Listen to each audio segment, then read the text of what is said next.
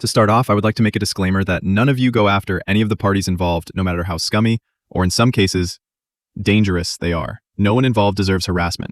Plus, if you are going to harass them, you will give them unwarranted or drawn-out victimhood that they absolutely do not deserve. This video has been also hard for me, if not harder than my previous SCC video, mainly because I was gaslit by these people into thinking I was this evil, deranged criminal when it was the other way around for so long. While I will not rescind my apology concerning the doc I made in private, I had a bad month or two processing everything and people pointing out that I never even committed a crime once. In other cases, it was greatly exaggerated. I will state that I did hurt the people involved. The response document I made was unnecessary and in some parts manipulative and cruel. I completely rescind that I was a cyber stalker. I was simply a doom scroller, and if I am by their own standards, they are stalkers as well, and even more. There's so many false accusations and some actions that are honestly cartoonishly evil on their end. I also have the request for you to not look over my mistakes with unrelated people I hurt like Mari. I'm aware people are currently thinking of looking into the Mari Akutsu situation. I will say that I was objectively in the wrong for that, as well as more like my handling of things with the Glade and Essence of Thought situation. I do apologize for that as well, mishandling shit with Lily. This video has nothing to do with those situations. I ask people to not excuse my other behaviors. I was undeniably manipulative when I was younger. This video is also intended for mature audiences due to the subject matters at hand. I suggest you not watching this if you are under 18, as well as with my previous SCC video. Hi. This video has been in such a development hell for a long while. Fuck me in my deep, dark, traumatized, and blackened soul. I have several people to thank for helping me because Jesus Christ. Truth be told, I didn't think to make what is essentially a sequel to my experience with the SCC and my sexual harassers. Little did I know that there was more to this rabbit hole.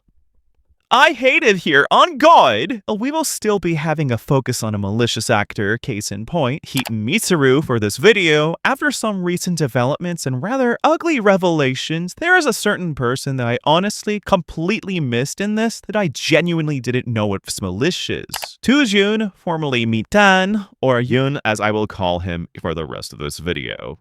He has actually went by a bunch of fucking names, something he has criticized me for, but whatever. Now you guys may have been confused and out of the loop considering my previous videos, that being my mistakes, their mistakes, and my personal hell, as well as the Jace call. You may also be confused about the switch up about Yoon at all, especially since I apologized to him for hurting him and his main claim being that I'm a doxing cyberstalker. Hopefully this functions as an answer to that, because what I did doesn't justify what he did, and just because I apologize doesn't mean I can't hold resentment for him lying to my face and my infamous Rin call. More on that later. There are other actors, though, that did partake in harassing me and causing me distress. Some I even found out had more of a part of my life reination than I thought. Most people who've nonetheless expressed remorse, others just fucking disappearing. I hate removing anonymity, but I'm tired. Just fucking deal with it. These people include Jace, of course, Boonslayer, Dawnimation, Daisy Foxtrot, Neko Shadows, and Blade Master ElliiWelliiWoo, formerly known as ElliiMomelli, Mav Station, Tippy Blazin' Hope, Nedzy Monster, Susie Doodletones, Stay Fucking Gone Bitch, First Home aka George Raccoon, and Avi Haltman, both of which are child predators.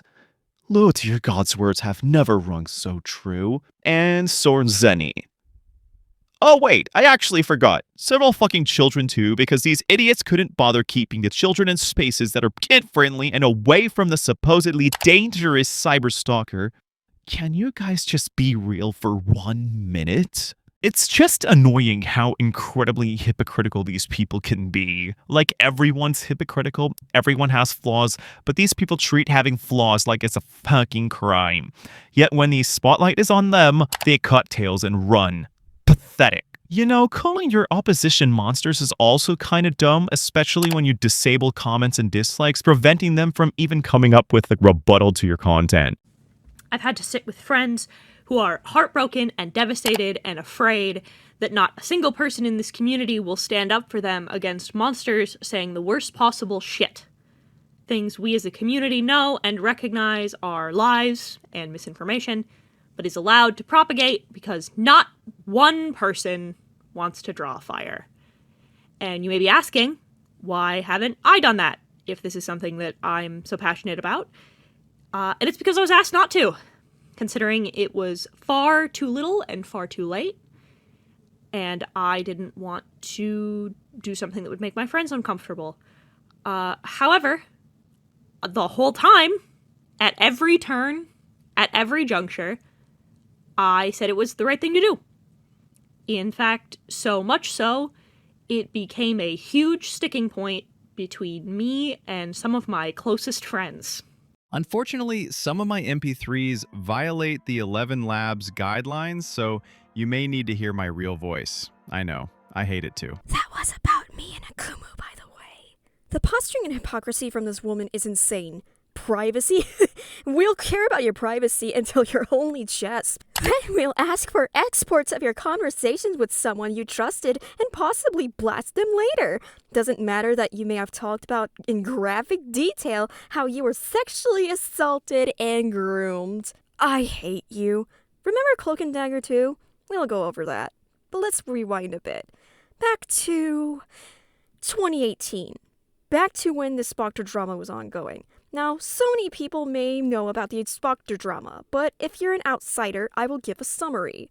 To make it brief, it was chaotic. 3 DeviantArt ranters named Stories, Pentagram, and Atari would spearhead incredibly serious allegations against a 17-year-old Spoctor.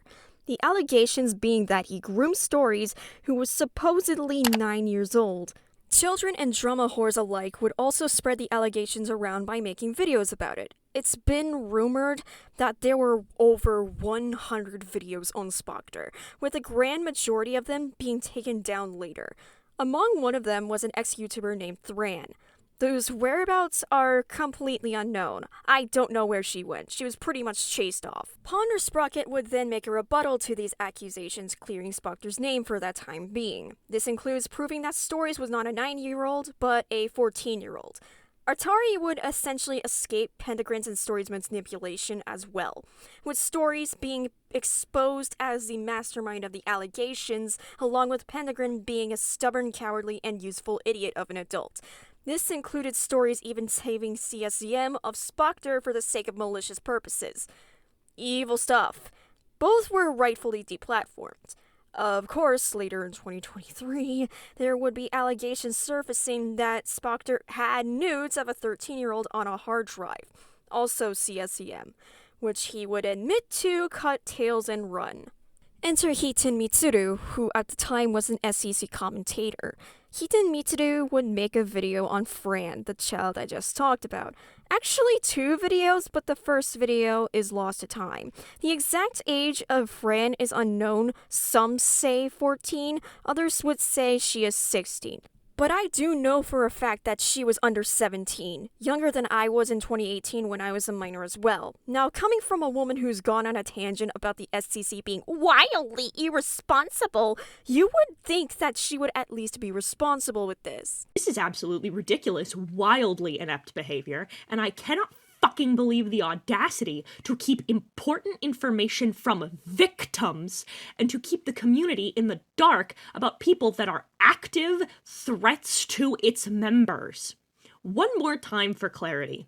In the conflict resolution server, the person running it was hiding important information on groomers and dangers to the community from the community. I hate to break it to you, but you're wrong. This video has aged so much, and it's just wild that this wasn't what actually got her booted, but her quote-unquote leaking DMs, and not the other contents that should have gotten her skewered. Frankly, she wasn't skewered enough in my opinion, particularly because she treats Fran on the same level of Stories and Pentagram, which I will remind you, she is not the originator of these accusations, just a dumb kid spreading them around because people wanted to spread awareness about Spoctor being a pedophile to a supposed elementary schooler, which is fucking ridiculous. But you know what, let's give this video a shot.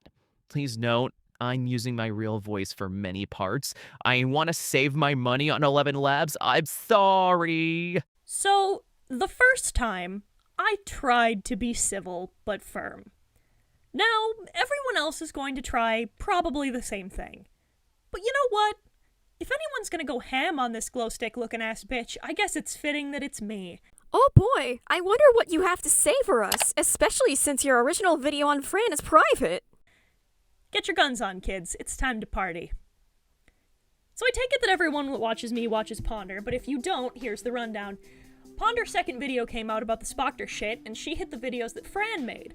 Then Fran whined like a pussy, and now we've discovered that despite her propensity for talking shit, she has some difficulty getting hit. You suffer with the same issue as a grown-ass woman, but whatever. I think it's pretty normal for a child to run away from conflict, especially when they're being dogpiled by adults like you. It's almost like a child is having a flight response because they're fucking terrified of screaming banshee cry bullies like you. So let's rewind all the way back for a minute, back to my video on Fran. So I posted the thumbnail for the video the night before the commentary, something I try to do regularly, something I did with this video. Not too long afterwards, I get DMs from someone. When I wake up, your video has mysteriously disappeared. Now, am I saying that this person alerted you to the fact that I was making a video on you, so you covered your ass and ran away? Am I saying you did the same thing when Ponder said your community rant was material? Am I calling you a cowardly, petulant child? I mean, obviously, right? I hate to say it, but you were not that relevant at the time. Not to my recollection. I tried to look up her channel on the Wayback Machine, but no dice for that, so you may have to take my word for it. But due to the surge of the Spoctor situation getting popularized, this did boost you to stardom. But given this was on a typical child, something we will need to heavily note before we get onto the damning shit, perpetuating false allegations. 122,888 views. Sheesh. Talk about traumatic. You know, I think being called a glowstick-looking ass bitch from a video that got over 100,000 views when my teenage brain is still in the microwave baking, I think I'd be pretty fucked up from this. But no, I hate to say it, it was Ponder's sprocket. Because Ponder covered her first, and Fran got blasted into the sun. Talk about narcissism. Not everything is about you, but let's say it is. Considering that nowadays commentators shouldn't cover children just being dumb and impressionable rather than being criminals, that's not a good thing. That's not something to be proud of. You, a grown-ass woman in her 20s, scaring a child like that should not be something that is a badge of honor to gossip about. It isn't like Fran killed Spoctor, especially when he got exposed for having CSAM later. You intimidated a child making a mistake. Okay, so now my video's out, and clearly you didn't appreciate it. That being said, I wish you would have come to me directly about it instead of crying to Ponder about her comment. Now, I'm assuming it's because Ponder is the destructive force that she is, but... sloppy.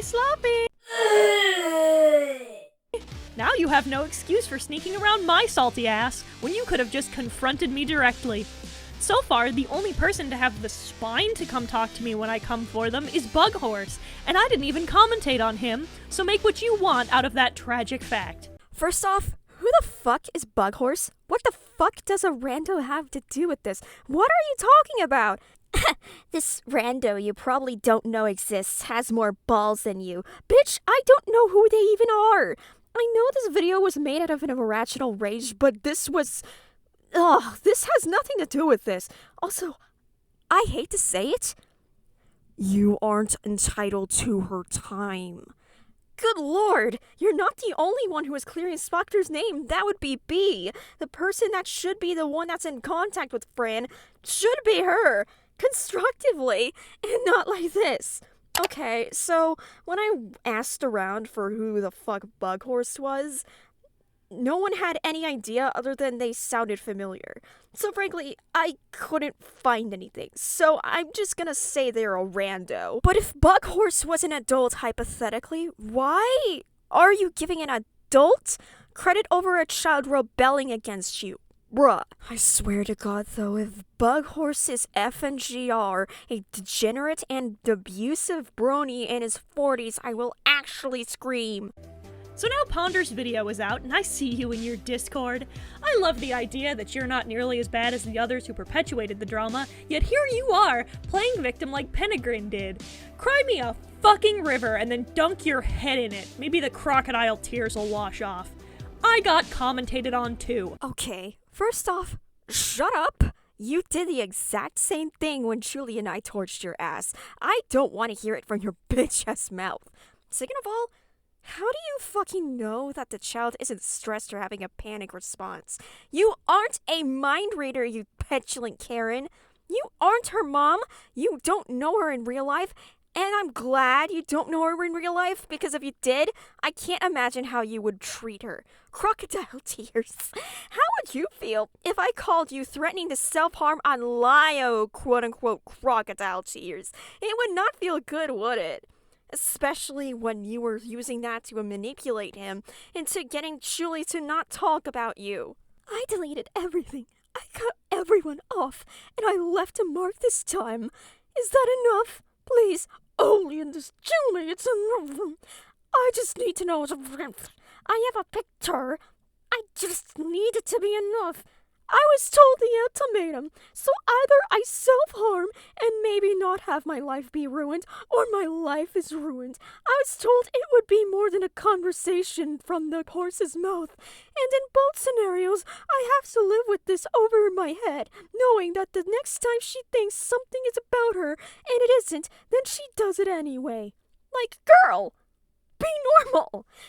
Be for real. It's not that big of a deal to have a video on you and just leave your platform. Rebrand, make a new one. Who cares? I mean, obviously we shouldn't, because you and a bunch of adults chased a child off the internet. But what am I to say? I had an actual panic attack because I have a diagnosed medical disorder. I was shaking through watching that fucking video, and you know what? I took Luxter's criticism. You have no fucking excuse to hide behind a shield of "I'm having an anxiety attack" when you committed a fucking crime, ruined a peer's reputation, and then tried to walk it halfway back. Wrong. Loud, incorrect buzzer. Wrong. No, actually, she didn't actually commit a crime. Libel or slander on the internet is a damn crime. It's suable, but you have to prove malice in court, and even then that's incredibly difficult to prove. You can lie under oath, and then you would be charged. For lying under oath, you would be charged for perjury. Then you would call it a criminal offense. Ironically, by calling this a crime, you, by your own words, committed a crime. Because if slander is a crime, you're slandering Fran, saying she committed a crime when she never did. Also, you don't get a damn gold star for taking someone else's criticism as a grown adult. Adults should take criticism. That's common sense. I hope someone throws tomatoes at you. Bathe in tomato juice. You smell like a fucking skunk, you unemployed neat. Because you're not sorry, are you? According to your own words out of your own dong slopper, you stand by everything you said in that video, but removed it for damage control. Do you know what that means? It means you're still fair game, and it means that until you actually apologize, you're just as guilty as Pentagrin in stories. You're the same festering pond scum at the top of the abandoned well that this drama has turned into. Oh, hell nah! Hell nah! No way you just said that. Okay, so let's just get to the logistics of this, and I will have to make this clear to the audience. Calling a child sexual insults is sexual harassment. It is classified as that. At least, according to, RAINN, the one of the biggest organizations about sexual violence. But don't worry, it was just her insulting someone. I will remind y'all that Hiten was 22 turning 23 at the time. Insulting a child and essentially slut-shaming them. What the fuck does that sound like to you? Now, her defense of this, I guess, is that she called Fran a dong slopper because she was referencing an SCP entry in which Hiten. The subtext in the context of the joke SCP entry was name-calling to shame. It isn't like you're name-calling a stuffed animal out of anger. This is an actual living, breathing child. So it's not fair for you to joke about that at a minor's expense, intentional stupidity or not. It kind of boggles my mind that you were grandstanding about people hurting children when you did this. Now, you wouldn't think this bitch would propagate claims against a minor, right? Saying slander is illegal and a crime. So why is it that she spreads a serious narrative by hiding a comment about a child in a typical child's fandom is a fucking zoophile? Or, quote-unquote, lying devious horsey fuckers, as Musha said. So I would talk to Musha. And legit, his reason for saying that about a child in a fandom like My Little Pony is because, I shit you not, he hates Josh Scorcher. Number 4. Why did you call Fran a horsey fucker when she was 14 to 16 in Heaton's comments about her video on Fran? That is you unintentionally insinuating that Fran is a zoophile for being a brony when MLP is geared towards kids and teenage girls, like her at the time. Like, I've been told she was 14, others say she was 16. I'm just gonna go within that age range because I know she was younger than me. I was 17 when that video came out. Yeah, Fran. There's no excusing that. No, that was wrong of me to say. I'm just asking. Especially knowing how that situation eventually turned out. That was wrong of me. I'm just asking why. Was it just an insult thing? Yes. So back in that era, I was growing more and more resentful towards the brony fandom and any resemblance of it, particularly around one of the Josh Scorcher PR disasters from back way. It's a long and not particularly interesting story. Then that was just the term. That was just the term I had in mind. Not saying it makes it right. Like, again, that's. I haven't forgotten what the actual issue is here, but that's the reason why. Yes, take your anger considering a degenerate brony and take it out on a minor. That'll totally solve everything in a normal and kosher manner. So her posturing about the people in Cloak and Dagger is fucking hilarious. Girl, she has a history of harassing children. She even called a suicidal 14-year-old child Elizabeth, making hate art twice about said 14-year-old, or calling another 14-year-old named Jinx, Mama Jinx, as a 19-year-old. Like, what are you on about? Even calling the child, quote-unquote, everyone's favorite bitch, as if the child is a lol cow.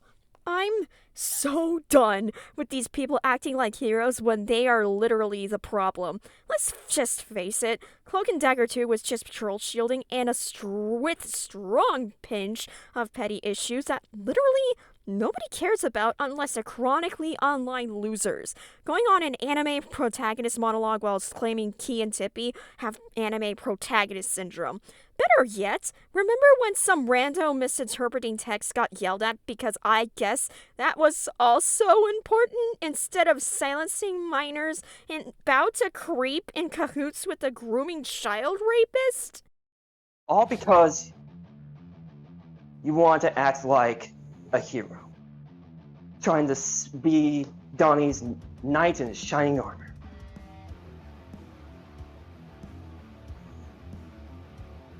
But here is something that should be important. A hero doesn't always do a grand battle.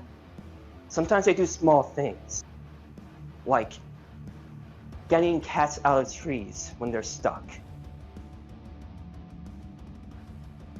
That is a very small thing, but it's a very good thing to do. And this was just a cat stuck in a tree. And instead of just trying to climb up the tree with a ladder or something to try and get the cat down, you tried to chop the goddamn tree down!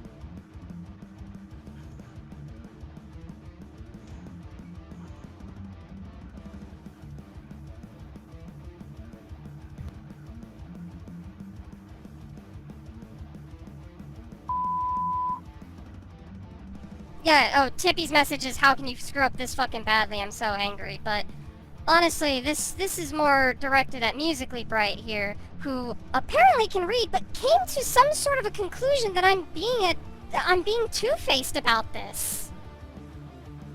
Okay, so there was 2 sets of context to just double check this. From the chat message, was this specifically from a VC? Or was this? This is a text chat. I wouldn't have it in text form if it's a fucking voice chat.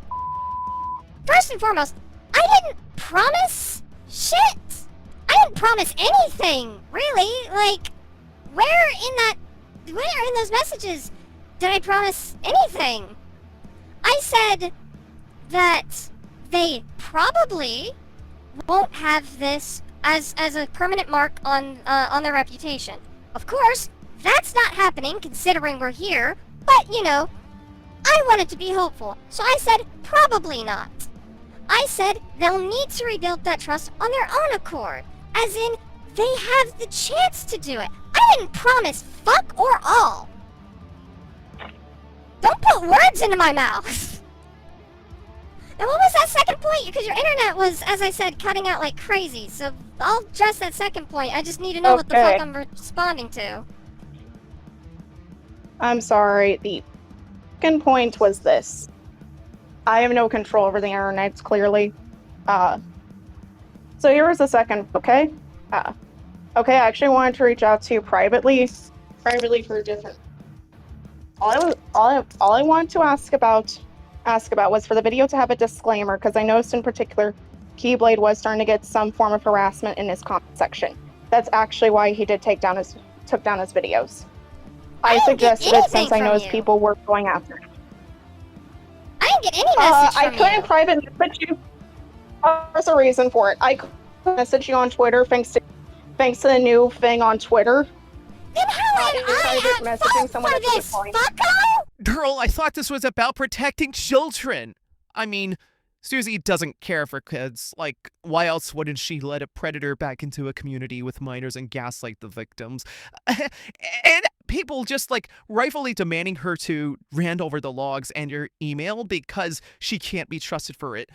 So she'll just, in turn, claim that it's stalking. Extortion! Hiten really hates putting children in harm's way. She'll even go on to stupid speech posturing over Key and Tippy in her own video about wanting accountability. Such to the point where she confuses Musically Bright as Tippy when they're two separate people. And I'll wager that y'all are tired of hearing the same clips, so I'll save your ears in a time. I can name others like Mr. A knowing it and not giving a shit to talk about it, but don't worry, Heaton's here to save the day. You know, I wouldn't posture over people knowing the Jelcio being in contact with V when I was also around a conversation talking about that, but whatever. Me at Autumn. Didn't she block you because she found out you were still friends with V? Personally, I would have just swallowed something waste of sperm. See these reactions? They saw it and endorsed it. The fucking clap emoji. Yeah, she knew. And then she forgot. So she and Avi along with Tippy knew for 2 years because Avi is a waste of space himself. And of course, Jason was also there to see it. Yeah, that guy who I was in call with, you know that guy? Remember when he said he didn't know about Yoon's thread sexually harassing and lying about me? Well, he actually did. When you said, quote unquote, do it, it'd be funny around minors, Jace literally says, okay, but unironically do it. Rip her a new one. Shut the fuck up! So you may be asking, what does this have to do with urine? Well, Heaton and I have had issues dating back 5 years ago. I wasn't exactly perfect, given, well, I said this in a panic to get Heaton to not kill herself. And well, we wouldn't get along when she found out about my private vent document I made out of a psychosis 5 years ago. For years preceding that, she would propagate false allegations against me. Remember when she talked about the names Junkie, the fucker who also falsely accused me of doxing? Well, what if I told you she did the exact same thing?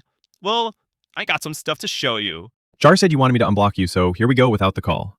I want to make a deal. Please, you can make the video on me all you want. I won't even say a word anymore. I will delete tweets disturbing you. All I wanted was not to be called a doxer. That's all. First off, it was a bold assertion. I was bluffing. I wasn't. I have started making calls about filing a complaint for harassment and stalking. That was not a bluff. I hadn't called sooner because you did what I asked and left me alone. But seeing you talk real tough behind a block and try to contact me again was hilarious. 2. You did almost dox them. You posted personal, private identifying information that they asked you explicitly not to use. You also told them in no uncertain terms to change their behavior or you would release it, which is blackmail. You tried to release their legal name, their date of birth, and private mental health information. Why you think that's not doxing is beyond me. But even if I'm wrong and that's not the right term, it's wildly fucked up. 3. It is also bold of you to think you get a say in what gets said in the video. After almost a year of uninterrupted stalking and harassment, we have not said a word about you without you instigating every single conflict. Because, for some reason, you cannot leave well enough alone. You are the one who has done nothing but start fights, and then run away from them in tears when you get burned by fires you started. 4. And finally, I have had to deal with your half-truths, and what I can only assume are outright lies to others, as they have started to lie and harass me and Susie for telling people what you did, because apparently you've been talking about us behind our backs, because apparently they know what we've been doing behind the scenes, when that's literally nothing. Who's feeding them that info, Jespy? Because it sure isn't us. Do not try and cower and play victim in my DMs after acting so tough in your threads and retweeting what you and I both know are out-and-out lies. I have less than no sympathy for it. I will talk tomorrow, however, given this, I won't act like I didn't, I was a simple ooh-woo bean. 1. Doxing, in my opinion, is releasing an entire name or address. I did not know it was their name. Period. End of story. It was a Japanese-like name that I thought was a code name. Birthday that was for pointing how immature they were for their age. I am 21 now, was 19 when I started writing the doc. No excuse for that because that was recent. The biggest mistake in my life. 3. As for the mental health details, I don't care about that. Mostly because I attempted suicide on the 31st. That's doxing to you? It's called leaking, not doxing. I didn't try to dox them like you said I was. That was completely unintentional. 4. Sure, I fucked up with retweeting those, but to no avail, you still have fucked me up mentally. But I don't doubt you have been ducked up too. The way you threatened me in DMs and berated my friends rang harassment to me. 5. Regardless, I take full responsibility. I won't deny I stalked, harassed, and even emotionally blackmailed. But anything but doxing because I went through my IP address and full name being doxed before because of children, anything but that. That's all. I skip too, but you get the point. I have autism and that makes me skip numbers in my points sometimes. Whoops. 31st of August. Not just the 31st. My bad also. I hate my autism spectrum disorder. It makes things difficult to communicate. It doesn't matter what doxing is in your opinion. Here's the definition of doxing. You were planning on publishing information like their legal name, which, if you were so close to them, you knew they intentionally tried to scrub from the internet. Their date of birth and their fucking sexual assault. That is private and identifying information, Jess. From what I glean, me talking about their sexual assault was a reference to them saying they knew better than to make a rape joke about me. I have apologized for this, profusely. That is not doxing though. Yeah, gaslighting me to my face. There's also Yoon saying I'm not a victim of junkie and invalidating what I went through, saying, and I quote, I have a feeling this is gonna blow up on people that junkie for real wronged in the process as well, because I had the nerve to talk about junkie falsely accusing me of a fucking crime. Now, I will explain some context. I was stressed the fuck out with her threats, and I begged for a middle because Hiten was threatening me with the police and said she filed a report, which she did, meaning she committed a crime wasting police time. Along with this, I was suspicious Yoon had ulterior motives and was messing with my head. When your friends say they don't give a shit about my mental health and you boost that, I'm gonna think you don't care about mine, which he didn't. So my mentality was, why should I care about his? Now, the emotional blackmailing is such bullshit, especially when a doc I said meant to be released along with a police report if he committed a crime against me. That's what I meant. The last is the Japanese name thing. It's a weird phenomenon in the SCC where people would name themselves Japanese names for their username, essentially just fetishizing that shit. I didn't expect it to be a real name at all because of that. I do apologize for the assumption, but that was my mindset. And of course, Yoon would have a fucking fit from it, because why the fuck not? Calling me a racist for it, which is kind of a stretch. So we're gonna talk about a call so infamous that I actually hadn't talked about it video-wise. A call where Yoon wanted to quote-unquote resolve our issues after everything that happened. Time where he manipulated Lio to the point of him posturing over me in a Walmart McDonald's while I was dealing with shit like almost being kicked out for being trans. Knowing that. Now, almost everyone and their mother knows the context. It's something I have tried to move past from, and I did. Only to be put back into this position where I guess I have to relive all of this bullshit. Because someone is a fucking Yeah, we're going over the Renko. Now, for the screenshots I will show, if the deleted user is only typing in undercates or in all cats case, that is Yoon. Just a note for you all. I don't care for going over the Lio portion. We all know we fucked up, yada yada. I don't want this call to be unbearably long because I'm so done. Now, I will skip over sections because, on God, it feels like a bad therapy session. I apologize for some things that I realize I can't stand by anymore. Frankly, allowing myself to be falsely labeled as a bunch of shit is just nothing short of masochism. So, if there's parts skipped, yeah, I will also play some aquarium footage because I know some of you ADHD people may want to see some silly fishies. I just want to see something funny to look at while editing this monstrosity.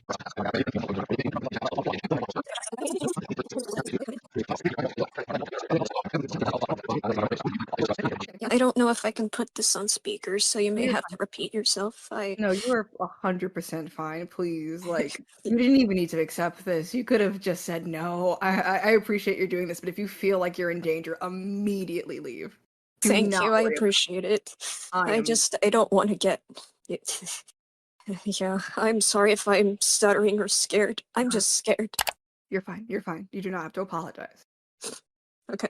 Okay, so, I guess I'll start out, because just in case I want to just get it out of the way, because it feels like time is of the essence. I know we're here to have a discussion, where I feel like you have questions for me, I have questions for you, but I wanted to get this out of the way in the sense of I want you to hear it.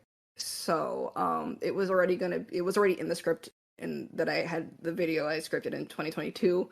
Some are more recent. I had intended to apologize to you for certain things, and I have gone around to certain members of the SCC, giving them the opportunity to also extend apologies that are owed to you. First of all, I want to apologize for my behavior in our first call. It's not an excuse, just clarification. I was not aware you were going to be in the call, so I didn't come in prepared to have that productive conversation that we should have had during that time.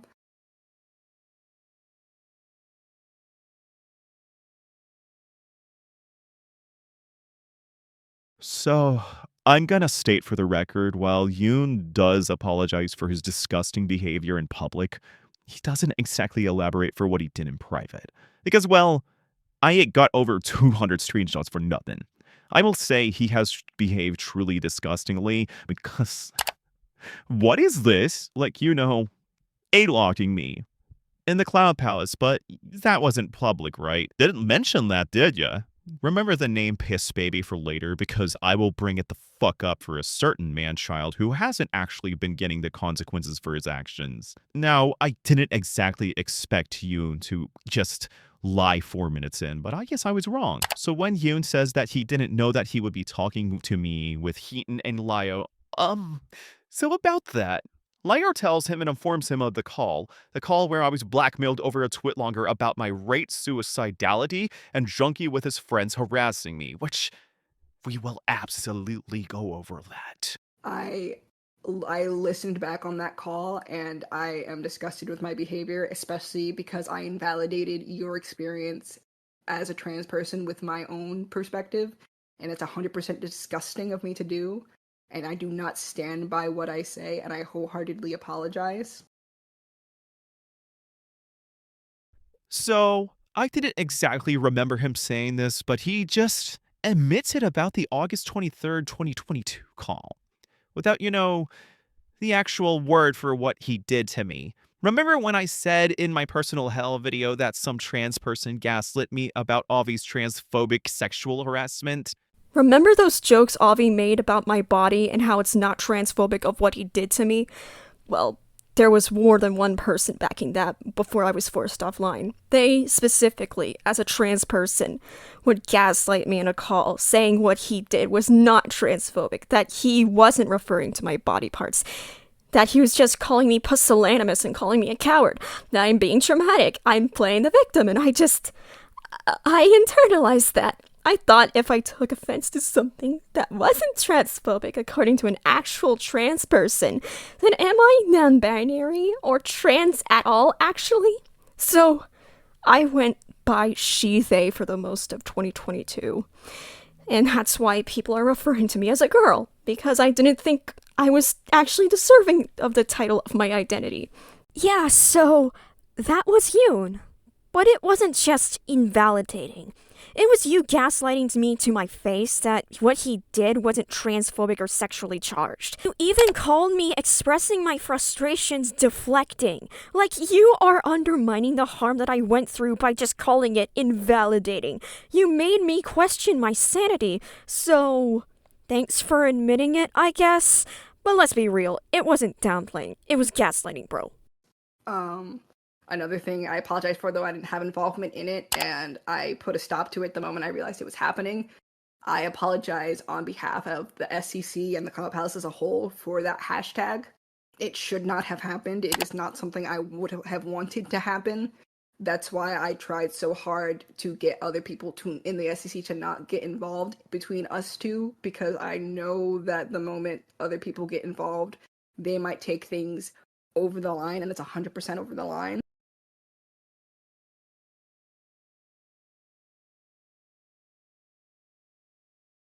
So this is another lie because, well, I did not see any pushback from you in the logs at all. You even said, do it. It would be funny. You encouraged that toxic behavior and people shit-talking my mother being talked to. You even made inflammatory tweets about me. You even sexually harassed and trash-talked me being suicidal. People would even say they wouldn't care if I committed suicide. You know what Yoon was actually doing? Screenshotting my shit. He did nothing. I got the fucking logs, stupid. They will be in the description in a Google Drive as well as the screenshots and exports. Well, without the images, so I don't get face doxed. You're just as, if not more, guilty. I have apologies. The first one is from Avi, and he says, I legitimately apologize for going back on my word, especially out of pure spite. No matter how I feel about Gal as a person, that goes against my morals as a person, and I recognize it's a mistake I won't make again. I apologize for making jokes about someone's genitalia in such a crude way, and in an admittedly immature fashion. The point I was trying to make with that comment is relevant if the comment itself crosses a variety of boundaries that should be obvious to someone who knew Gal and has common sense. I recognize that the way I went about defending Yoon after the call was very aggressive, and I contributed to a group behavior that didn't take into account Gal's mental health. While I never wanted them to kill themselves, the way it came off could be seen as that from the eyes of someone like Gal. So I apologize for participating in what was deemed harassment by Gal multiple times.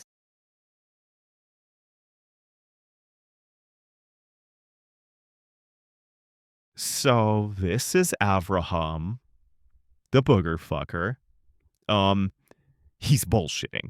He also undermines what he did to me because, of course, the apology I obviously do not accept because, frankly, he couldn't say it as it is, saying it was deemed harassment by me, not that it actually was harassment. He is not remorseful at all. You can tell this apology was made for the sake of PR, especially when by the SCC standards, it would definitely be sexual harassment if I did that to him. Avi, do me a favor since you're a child groomer. Kangaroo Yaksio. Boonslayer says, I would like to apologize for starting the hashtag involving Galbanum's dead name on Twitter. At the time, to my knowledge, the scenario involving his lack of desire to acknowledge that name was not the kind of issue it has later been stated to be. However, that is not an excuse. It was malicious and should not have been handled in that way regardless. So I'm more than willing to apologize for the way I handled myself in the immediate aftermath of my video on Galbanum. It was wrong and a misuse of my influence. Jace says, I'm gonna be real. I genuinely forgot I ever joined in on that hashtag thing before Gal started bringing it up. In retrospect, I'm low-key glad that they reminded me because my God, that was fucking stupid of me to do. And I'm genuinely sorry for the distress I ended up causing. I should also apologize for how I worded myself in those tweets he keeps mentioning, in that it came off like I wanted genuine ill will of them. That was not the case. That will never be the case. That's not the sort of person I am. But regardless of what my intentions were in that moment, I should not have done as I did. And I won't make it excuses for it. I'm sorry that I hurt you.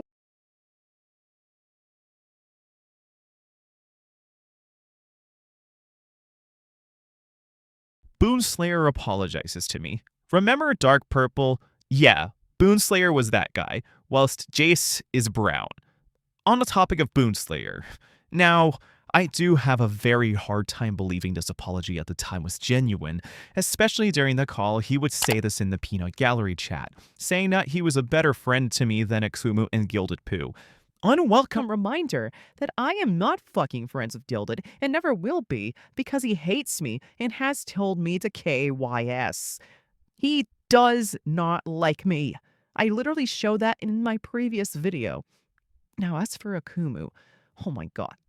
Bro, so Ikumu and I have been friends for a long while. He's been there for the thick and thin as well as I. Unlike you, where you created the hashtag. A hashtag where you cannot deny had intentions of driving me to kill myself because of what was going on in the Cloud Palace.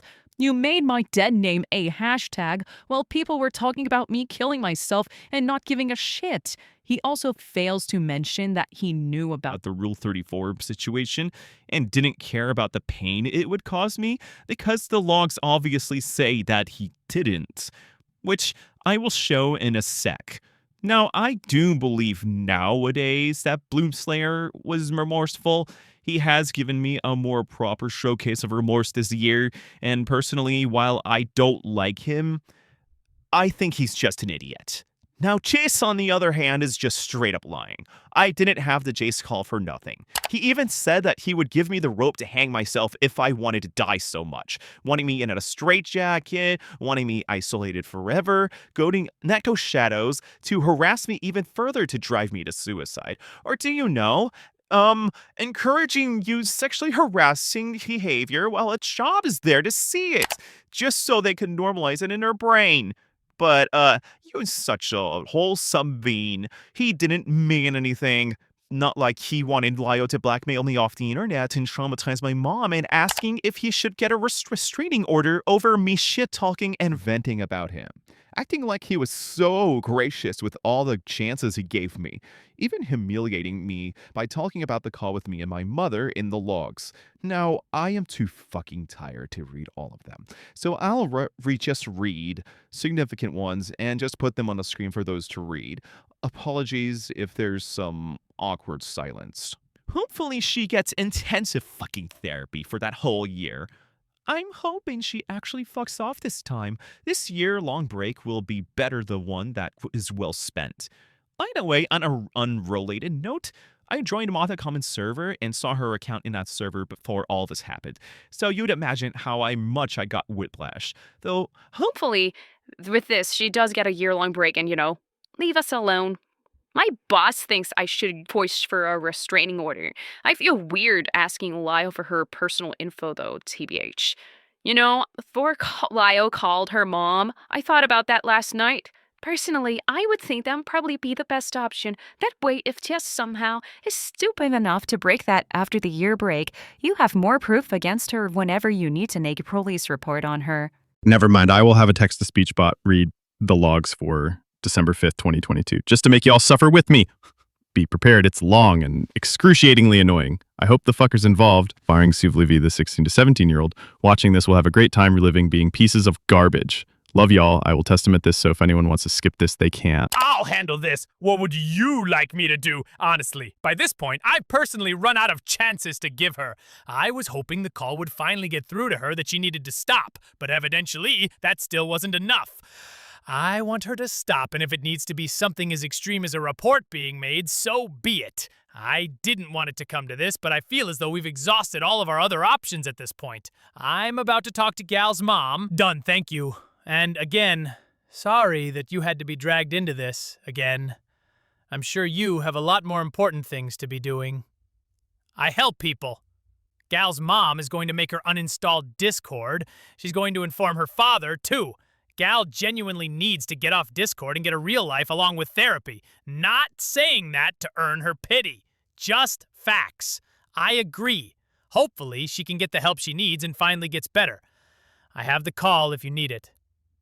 I'd appreciate it. Jesp is ducking again. Lord, what the heck just happened? She's planning on getting committed at the end of the week. Apparently, and then somehow means she can't get in a call today? Jeff the Boris, I mean, fuck her. Wait, care to elaborate on getting committed is? Sorry if I'm asking this, BT the we. Mental health ward. Oh, basically she's saying she wants to kill herself again. Okay, I get the importance of this. But in this context, no, I feel like she's avoiding confrontation. I have a very toxic thread saved in my drafts. I'm so genuinely tired. She's just screwed up. I hate to say this, but she's screwed up. You have every right to be mad about this, Yoon. This is just frustrating. Of fucking course she did this. The toxic bitch in me says, do it. It'd be funny. Okay, but unironically fucking do it. Just rip her a new one. I want to joke about how Jesp can't commit for shit. If this is really true, it's ironic as all hell. It'd be funny if it weren't so infuriating. If she's that insistent that everyone hates her, or whatever whiny bullshit she spews, then let's give everyone reason to hate her. Oh, don't worry, she's already given us that much. When other than that's we're locating along like that. I'm gonna hit him, he's farther than a fourth. Good. What I'm about to say is probably gonna sound mean, but it's thoroughly deserved in her case. Put her in a fucking straitjacket and don't let her out. I do realize this is like abnormally vitriolic for me, but she earned my ire a long time ago. Destroy her. She can't keep getting away with this. Destroy the piss baby. She did the unthinkable. She made Donnie want blood. Fino. Yoon, if you drafted those threads tweets, I fully approve of posting them once you're done at work. I have more respect for the person that he at least had some balls and faced consequences, and I shall retweet them. Maybe make a thread of my own. I am FAO. Like the way I said AO out loud when I read this. Donnie is fucking pissed.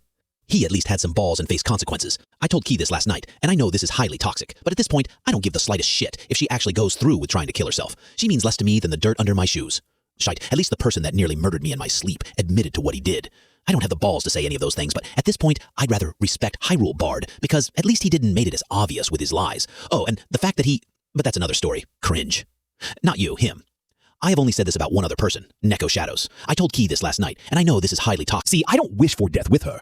I wish to watch her burn. If she goes through with it, I won't celebrate it, but like, she burned so many people that at this point, sympathy is almost non-existent here. I wish to see her actually see what she did wrong and never cross any of our paths ever again. I only have a slimmer bit of it, but that's because I can't really go ham at someone like that. She's destroyed literally any form of goodwill I once had for them. They've made me go against friends and stuck me in a cycle of listening to all her fucking whining when people rightfully get on their ass. Honest to God, I hate how much I agree with Nekos' statements. WFK, WKCM, this is extremely unlike me. The only thing I wished for her to do is to not contact anyone here again. And she crossed that boundary time and time again. She needs to leave the internet permanently. If she actually goes through with it and succeeds, I'm not going to be happy about it in the slightest, but I'm also not going to feel bad for her either. She isn't an argument for why the internet can hurt you. She is an argument for why you can hurt the internet. She will be forced to live with nearly having blood on her hands for the rest of her life, like the mosquito she is. She almost caused someone to actually commit suicide in this very community, implying it's only one person. In this very community, okay, more than one. I had a psychosis episode for the first time in months, and the worst one in years. Jesp is the sort of person that is beyond help, agreed. She needs to leave the internet and stay gone. I think what frustrates me about this is that she just comes back here even when being told not to. Even when she herself says she doesn't want to be engaging in this community. Just why? She's hurt way too many people. Okay, just to be absolutely sure, who were the people she pushed over the edge? Well, Yun for starters, because if she leaves, she doesn't get to make herself out to be the victim. Okay, just to be absolutely sure, who were the people she pushed over the edge? There's also Nezzy, I think. Well, Yun for starters. Ah, right, I remember now, but I think that was more of a reaction considering Pal reminds Nezzy of his aunt, the one that treated him terribly. God, I think this thread is literally the coldest I've ever been towards a person. Not gonna stop, just an observation. So she basically triggered a trauma response from Nezzy because of a lot of similar behaviors to one another. She also did that to me. Hope Nezzy's okay. The only person I'm colder about is, though to be fair to me, it was less of a trauma response and more of a very reasonable negative reaction, is also the person I've said I have less respect for than the person. You don't get to tell someone to not die over petty things and assume who I am and what I've done. The thing I even talked about to this day is something I am not proud of. I'm thankful that my friend forgave me and let things slide, but I'm never forgiving myself. For the fact that I've hurt my friend so much and put him in a situation without the intent to, all because of both friends wanting to hang out with me, causing a drift between the two. So for her to say that I shouldn't die for petty things when the thing she's calling petty is actually bad and arguably can place me in a negative light as well is insulting. I will always hold myself accountable even after that. I find it to be insulting and disgusting. I find it more insulting that she would call it petty and assume what I'm talking about before asking. She didn't even bother asking what it was. The only thing I regret from this is even telling her what happened, and I'm hoping she has forgotten about this because I don't want to drag my friend into this situation at all.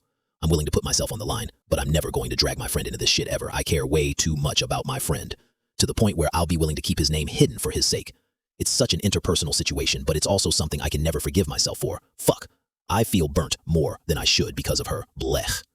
I have more respect for my fucking abusive stepfather. At least he admits and is proud of being an asshole. I'll be in screaming, oh dear. Did you know that using suicide to get people to feel sorry for me and do what you want is manipulative? I did that once. College makes you learn a lot. You're right, Jesp. I don't really give a shit if you die or not. Not after all this fucking horse shit. Burn. God damned burn. Just said this in call, but I'll say it here too. You that desperate to die, Jesp. I'll hand you the fucking rope. You caused my psychosis to activate, you bitch. Donnie, don't look at that. Go ahead and try. I'm just going to keep to myself with my friends that you continue to lie about, and my art and video games while you wallow in your misery. Goodbye, Avi. I wish I never met you. This fucking cunt is so goddamn— I'll try to be in that call as soon as I can. I'm ready to break through that block and tell her to block this overhead. I blocked her as soon as I found out that was her account. I'm not gonna entertain her even if I wasn't blocked, cause I'm ready to be one of the most toxic people you've ever met. LMFAO.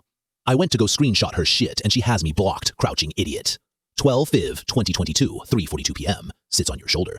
Do it. Fuck you too, bitch. At crouching idiot sits on your shoulder. I can call her out. I have her blocked. I'd like to actually know what's stopping you. I'm really tempted. IDK, I guess my reputation for never being angry? Okay, and? But then again, I crushed that yesterday, at least here. Emotions are a thing. Aren't you tired of being nice? Don't you just want to go apeshit? Catharsis isn't bad for you. Do a crime. Fuck it, do a crime. Sometimes you gotta be like Rock Lee and drop those weights and go ham on someone. Edited. Everyone has their berserk button. Sometimes you just need to pop off on someone. Honestly, bout a hit tweet. This fucking close. Image attachment. Sometimes you just need to pop off on someone. If I said the full extent of what I want to say to her, I would be rightfully cancelled. Just do it. There's no reason not to. You think a subtweet would suffice? You think a subtweet would suffice? Up to you. What would give you more catharsis? Putting her ass on blast, but she has me blocked? You can still at people you blocked. You know what? I'm gonna vent about something, and I hope the person this is about, you know damn well who you are, reads this and gets it through them. If you are going to say we should treat stalkers with as much animosity and disrespect compared to LOL cows, maybe it's time. River isn't even in here, and she is popping off on Jessep. This feels too light. Yes, the hashtag. LMAO, trend this shit. WHDSJS, JKS. Do it. Hashtag JessbellS over party. Edited. Get out the K-pop gifs. Fuck it. Gonna tag her, XD. I'm also tempted to change her name in the title of my video. Do it, pussy. Boonslayer. I'm also tempted to change her name in the title of my video. Do it. Unironically, fucking do it. Aself101, 12/5/2022, 3:55 p.m. Boon. Personally, if I was in your position,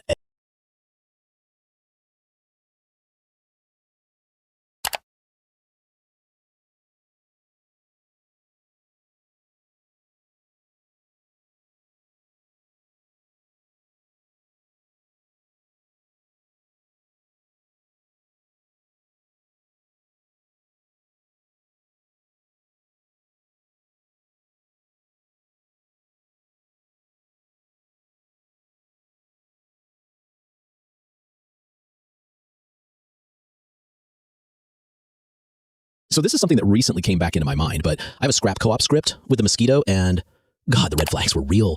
Throughout the script, they're kind of a cunt towards the target swords, as any one force. Oh yeah, the Draketh video. I forgot that was a co-op at some point. Do I? Do it. No fucking regrets, just do it. I would like to bring my thing on Twitter, but on the other hand, I don't want to drag Nessie into it, so should I censor their name? I just fear of just dragging Nessie into it, and I don't want to do that. Censor Nessie's name if you do. Yes, censor it in a way where it can't be tracked back to Nessie, yeah. Just to be on the safe side, I ain't replying shit. However. You know, if I said quite literally any of the fullest extent of my feelings about @YoPalGal, I would more than likely be canceled. And for the right reasons, too. And they better be fucking lucky that they blocked me, because I'm prepared to become the— Done. Low times. I have her blocked for reasons I will mention in the one. You have showcased yourself to be a liar and stalker towards my friend for years alongside ableism, racism, and homophobia, all the while victimizing yourself because you can't handle being called out. I went for the throat. I cut Nessie out of it, but I'm going to show this. I committed a crime. Sick. Went for the throat. Coming from you, that is a statement exactly. Fuck off, Royally. Fuck off. I thought he cut her off. Cut her off? Sure. Block her? Not yet, it seemed. How hard did I go off? Incredibly hard, which on that note, today is a lesson that actions have consequences, and they're your choice at the end of the day. For the record, and I feel silly to have to clarify this, she isn't being called Piss Baby because she's suicidal or gas trauma. She's being called Piss Baby because every time she gets called out for a recent event of stalking or harassment, she starts appealing to emotions. Drop the bomb that I came up with a nickname. At this point, pop off, King. Given what has transpired currently in regards to Yo Pal Gal, I've been reluctant in talking about my feelings about her just to avoid starting shit here. With that said, the more I found out about her lying, the less I'm inclined to believe that the apology to this is hollow. Shit, so she is still stalking you. Good, great, awesome, outstanding, amazing, edited. Idiot. I hope she stubs her toe. Edited. Oh, shit. Holy shit, this is magical. The snowball has started rolling, and fast. Edited. Hi, Nezzy. Post-crime guilt. Don't feel bad. Donnie oof. Hey, Nezzy. She is straight up unraveling like a Phoenix Wright villain. Tippy is no longer active. 12/5/2022, 4:36 p.m. Oh, fuck. Oh, I want so fucking badly to be able to DM this little bitch right now and just unload. Okay, is it bad that I'm actually cheering for Ephraim here? Because, like, nah, I am too. Not the leaking. Nah, go for it. Get fucked, Jesp. But the fact that he actually saw through the shit that she said, well, of course, not that Ephraim is actually being smart for once, considering she's leaked stuff from the vent chat here before. I think leaking her shit is warranted still, lesser of two evils and whatnot. She doesn't deserve peace or privacy. Hell, he's not even in this server, and he saw through that shit. Like, sure, he was questioning it first, but holy crap. I only say this because I well and truly hate Jesp, but I think she deserves nothing, except to be alone in a psych ward stuck in a straitjacket. Imao, she called me an abuser. Emotional manipulation exists. You can lie while being emotional, you below-average human. I want to make a tutorial on how to shut the fuck up, styled like a 2009 Notepad tutorial, and send it to Jesp. Passive aggression. A person may use passive-aggressive statements or behaviors which can lead to feelings of distress when the other person's behavior doesn't match their words. An example of passive-aggressive behavior is when a person behaves as if they are upset or disappointed without directly communicating it. How to spot manipulative behavior. Most of us have encountered a manipulative person, whether they turn to gaslighting, verbal abuse, or some other tactic. Here are the signs. This isn't rocket science. It's Jesp, just being willful dumb at this point. Girl, you are always emotional. Jel heard that you were talking shit, and you didn't think that I would hear it. I'm emotional too. You don't see me snowballing like this. Same. I'm emotional as well, but I know when to admit my faults along with not break down. I just leave servers if I get emotional, and I help in calming you down when that happens. Yeah, legitimately. What the hell? Did I do something wrong? I think they're directing that at Mosquito. Okay. Yeah, I was directing that at Jesp. I'm probably the only one who's not saying shit beyond just, she screwed up, and I don't know if I should be concerned. Don't get me wrong, the anger is understandable. Just can't be angry right now. When I get emotional, I don't be a manipulative cuntwaffle. I shut myself away and like vaguely grumble about it in vent channels. It's okay, Tippy. We all have those times where we just can't get angry. It's nothing to worry about. Take your own advice and learn some damn empathy. You have run from person to target a specific individual. I have seen the damage you have done firsthand. I have seen your hypocrisy. I have seen people in real time get wise and you ditch them. Is he actually calling the police? That was the deal. She's been committing a crime this whole time. If she didn't stop committing the crime, and I found out, I was to tell Leo. Oh, damn.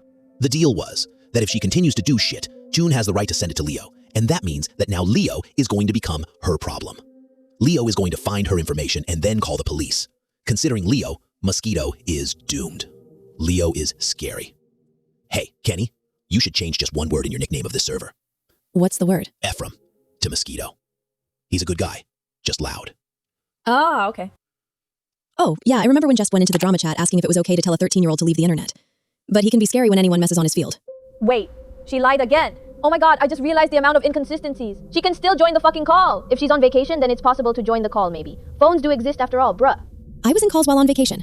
No, I knew that. Neko's changed it to Mosquito. They're lower than Piss now. This is such a fucking conveniently timed vacation. I changed it to something better. So is she getting committed or on vacation? That job, at Hiten no Roroni. I sent all the screenshots from Ephraim to Leo, so you don't gotta worry about intervening this time. Just focus on yourself.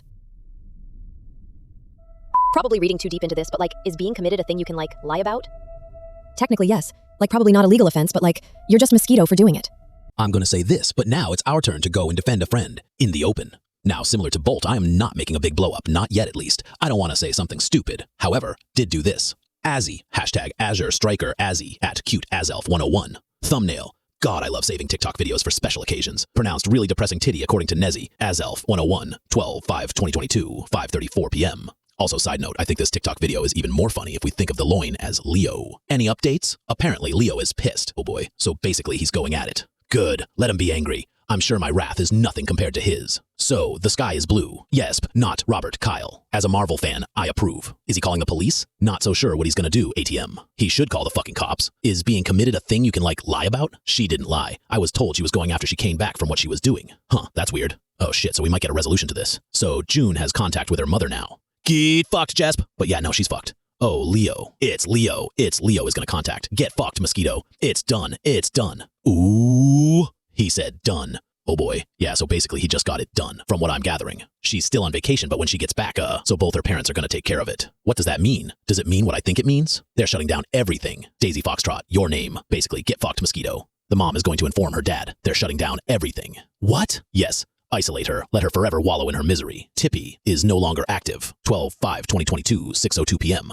Okay, so the Mosquito is squished. Get extinct. Her mother is going to force her to uninstall Discord, and she's going to tell her dad to do it as well. The dad is known for being ill-informed about autism, but at this point, this is not our problem. Leo called the mom, not the dad. We might finally be rid of this fucking cunt. I want to pop bottles, but we have none. I'm gonna eat till I get a food coma to celebrate. Holy shit. Tippy is no longer active. 12/5/2022, 6:04 p.m. I don't enjoy it personally, but she had it coming. Donimation logged off. 12/5/2022, 6:04 p.m. What was the mother told? Tippy is no longer active. 12/5/2022, 6:04 p.m. Pretty sure she was told about what she did. Donimation logged off. 12/5/2022, 6:04 p.m. What specifically? She has had the perfect consequences to her actions. She would not draw the back in. He had a low and what seconds out, just short of going to prison. Sure, she no longer has access to Discord, but at the very least, there's some form of consequence. There's something being done. This is what happens when you fuck around, and when you fuck around, you find out. You talked shit. Though I'm wondering if the mom was informed about the general harassment to other people and got hit, most likely. Because I don't think this is enough to stop her or anything, but she was taken out of the main social outlet. We might finally be rid of this fucking cunt. I want to pop bottles, but we have none. Maybe you don't. I just have Bai infusion water myself. She only has her Twitter and her YouTube. Most I got is Coke. But only time will tell. For now, this is a huge victory. Absolutely, Tippy Leo is good guy. He's just loud and aggressive. You all like me, so you'd like him. Oh yeah, totally. He's legit. He knows when to get shit done. Absolutely. Also, Tippy today is a lesson that actions have consequences. Absolute. Tippying allocates saved actions of Virginia, and they're your choice at the end of the day. What do you think of this clip? Hiten has been consequence. I have. Tippy Leo Noise at Lendo is Tippy and Nor, and at Not Campera to dealt with. Leo is like an honorary TCP member, edited. LioConvoy saved Christmas. How the Leo saved Christmas, I got the audio. Qua. You joke, but he probably actually did, XD. It only has her end. I'm listening to it RN. Avatar Jace, Gold copyright too. Ooh, Tippy is no longer active, Avatar Jace. It learn is not though. Kippy not. Tippy, your PFP makes me very happy because I love that art style. Damn, I wish I knew what he was saying. The silence is fucking deafening. Look, I love the Omori art style, same. I can return to the ooze, same. Sleepy time Omori is so good. I want to play it again. Go and get good sleep, Hiten D. Return to ooze, my queen. Took me long enough, ugh. I've tried so hard to take accountability. You just refuse to care about it. I refuse to believe you when you have not changed.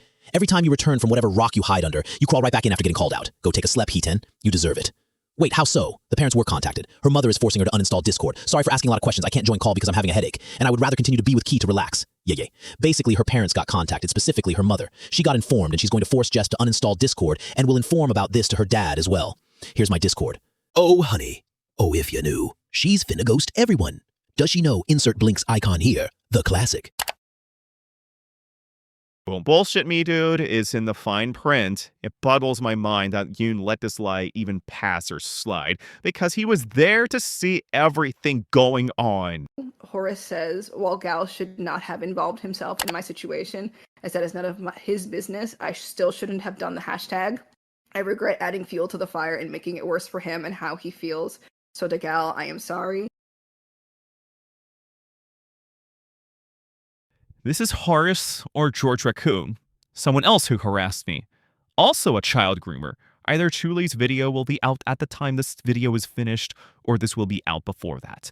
However, Lio's showing the calls with Susie has been released, asserting this degenerate, so you can check that out. So, the context. I called out Susie for her video on George. This resulted in a guy named Lutster linking my tweets, as well as my comment, leading me to be dogpiled by people like Avi, Scarlet Otaku, and Spurs Guru.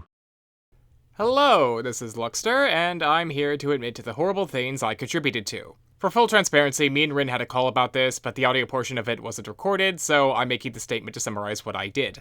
That being how I was one of the people in the Cloud Palace who fully believed Doodle's video defending George Raccoon, otherwise known as Horace Tome, and ignored the people speaking out against it. Chief of which being Rin. After Doodle's video was released, he made a thread defending the victims of Horace on Twitter and tried to point out how the video itself was victim-blaming.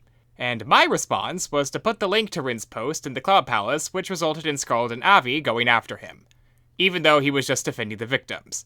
This made even worse by the fact that Rin was also a victim of grooming, something I was aware of at the time.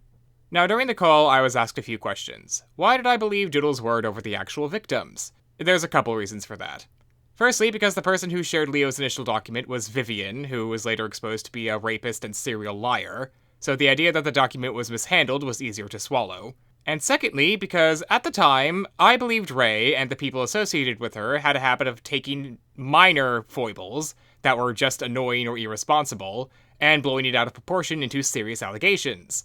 Which is funny, since that's exactly what we at the Cloud Palace were doing to Rin. So in other words, I was projecting, and didn't bother to seriously look into Doodle's arguments, or Rin's defense of their victims. I'd like to clarify that the answers to my above questions are not excuses for my actions, they're just the twisted, disgusting reasons for why I thought any of this was okay. I severely regret my time in the Cloud Palace, and I'm sorry for contributing toward the harassment Rin got. And I'm sorry for doubting the victims and believing Doodle over them.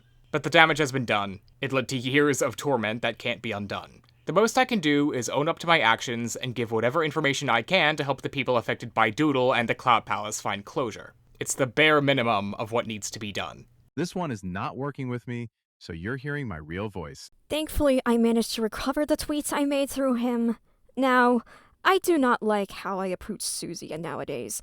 Not because I was harsh, far from it, but because I was giving a bone that George completely didn't deserve. This was because I feared my comment would be discredited by Susie if I didn't at least give him some bones, like how he wasn't a groomer, but describing a grooming process.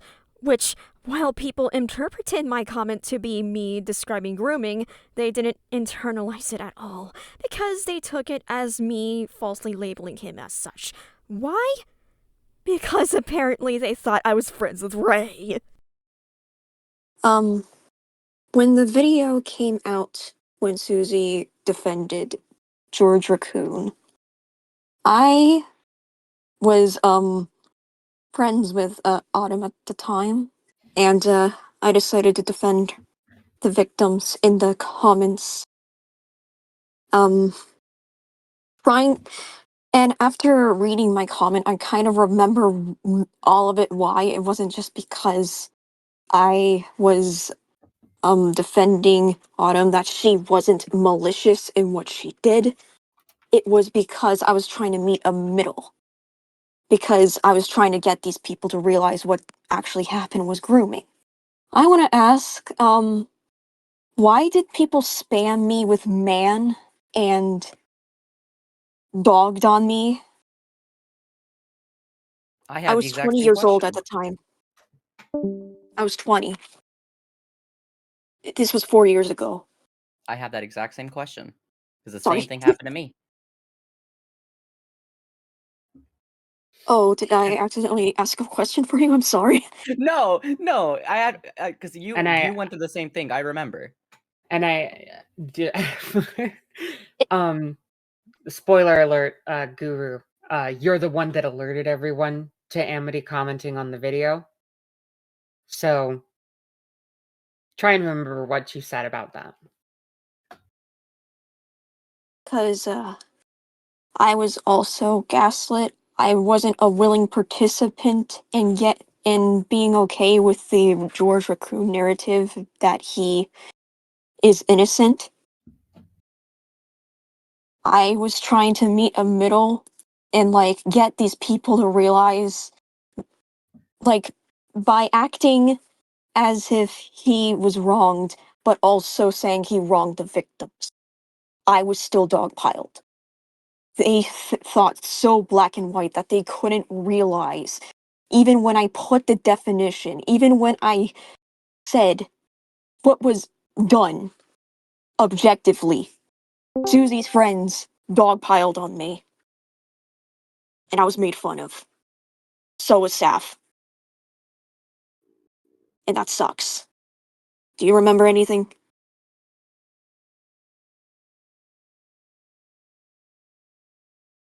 I think this like raid document was being made, and I think like I think we were being taken advantage of to like poison.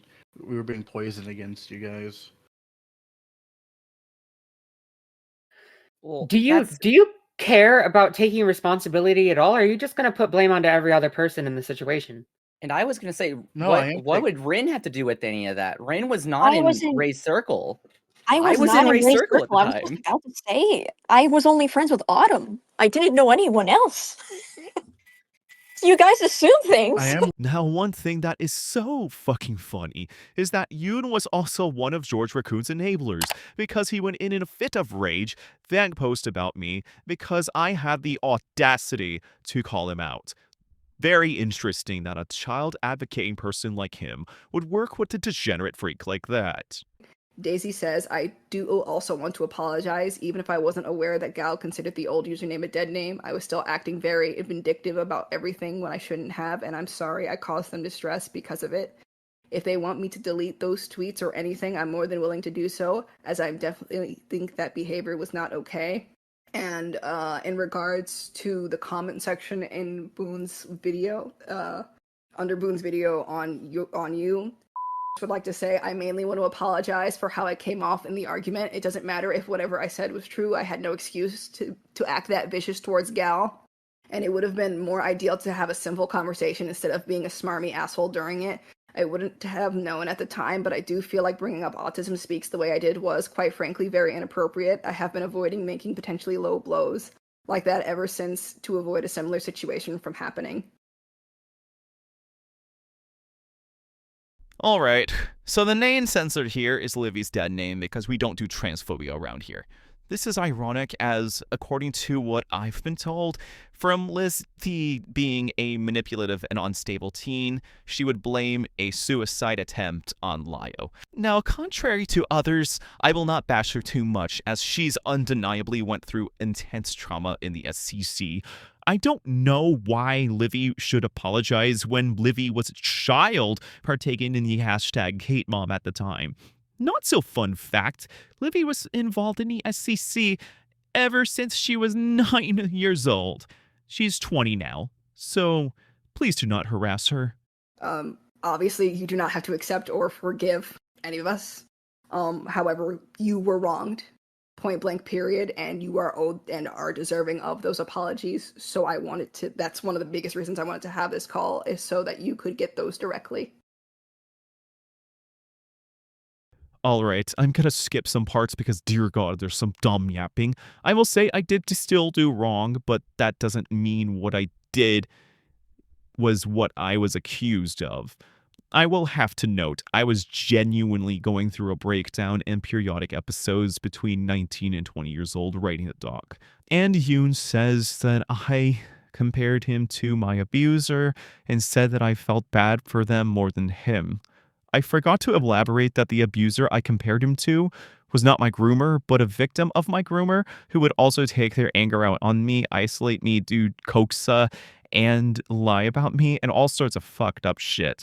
The abuser I was talking about was a minor.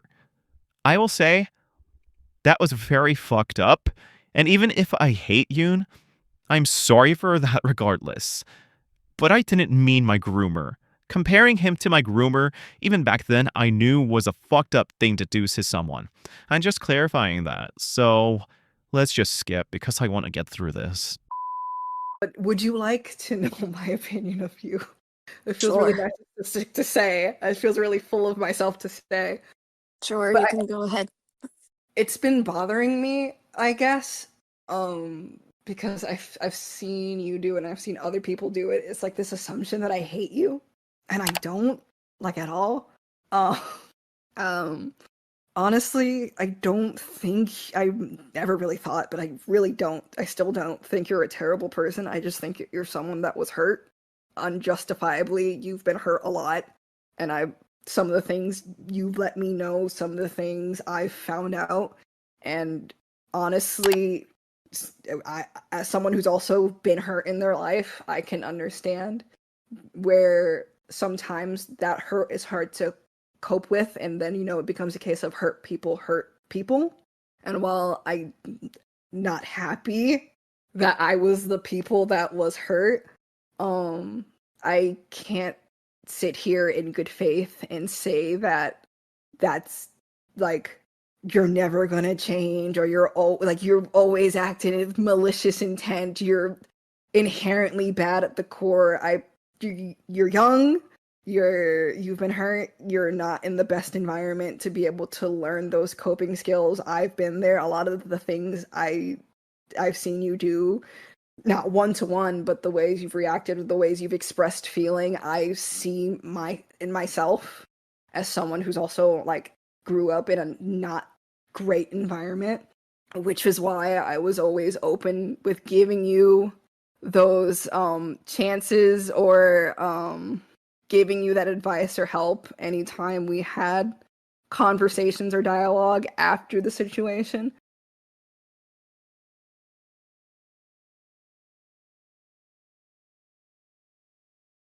Now, not having a great environment can explain his behaviors towards me. I can also acknowledge myself that he can change even if I don't like him. But him saying he would never hate me, or that he could never hate me, and that he never hated me is flatly not true. You can literally read the screenshot where he talks about me and says that he, quote, has hate in his heart. This is such a sickening thing to lie to someone about. Like, come on. If I'd had to theorize, he did this to calm my nerves. A white lie sort of thing, being charitable. Because I feel like, nobody's the same like last week as they are this week, right? I'm not the same I was yesterday than I am right now. I was in a different headspace. I don't want you to think that this moment, it's not like it's a small thing, but I don't want you to think that this has to define you for the rest of your life. I want you to be able to move on, and I want you to be able to grow into the person that you want to be, not the person you think any of us expect you to be, Yeah, are you done? Because, that actually answers a question of mine, and I'm gonna elaborate as to why I got paranoid with you sending the advice. Because, you see, back when I was little, 16, I would have someone that would give me advice, only to backstab me and put me in danger. And I was terrified. That same abuser, I was scared. They would be extremely two-faced and talk about me being... It's not an excuse, but I was extremely paranoid that what you were doing was just... It's not an excuse. It's just like I dealt with so many people that an extension of kindness even feels fake, even if I hurt them first. I'm sorry if I thought that of you. I was genuinely terrified that you were doing this to sabotage my brain or something, and that's gross of me to think, but that was my thought process. I was scared that you were doing that to mess with my head and make me think you're not hating me when you were actually hating me. That's not an excuse. So, sorry for rambling. You answered my question, yeah. Girl, I hate that I was right and my gut was not bullshitting me. How many, if you could remember, not even it doesn't have to be an exact number, how many people did you send the document after you had initially claimed to have deleted it? Deleted it in 2022? In 2020, when you had that call with Avi. Oh, so, I know one was Rabbit, and another one, there may have been the others stated. Hold on, I'm trying to remember. If you don't, because... But do you just remember sending it? Yes. Okay, that's enough. Do you remember, because you had told Autumn that Hiten had told you that was my name. Have you told anyone else besides Autumn that that's my name? The account that was the named after the Yandere Sim character? No. I can't say it because it's my legal I understand it. I understand that. So, for like the, can you repeat the question because like I get zoned out. You're fine. I guess to put it more in perspective for you, because you would know, it would have been the name I used before I left the SCC the first time. So that would been the name you met me by. Don't say it. But do you remember telling anybody outside of Autumn that you were told that was my name? I told a few, yeah. Do you want names? There's probably a chance I'm not gonna know who they are. Okay. Okay, yeah, I know. This group, I think. Okay. I kinda had to give context for the doxing claim. I had to talk about it to Neuro and Frick, and I told them not to spread it, but yeah. Yeah, please don't.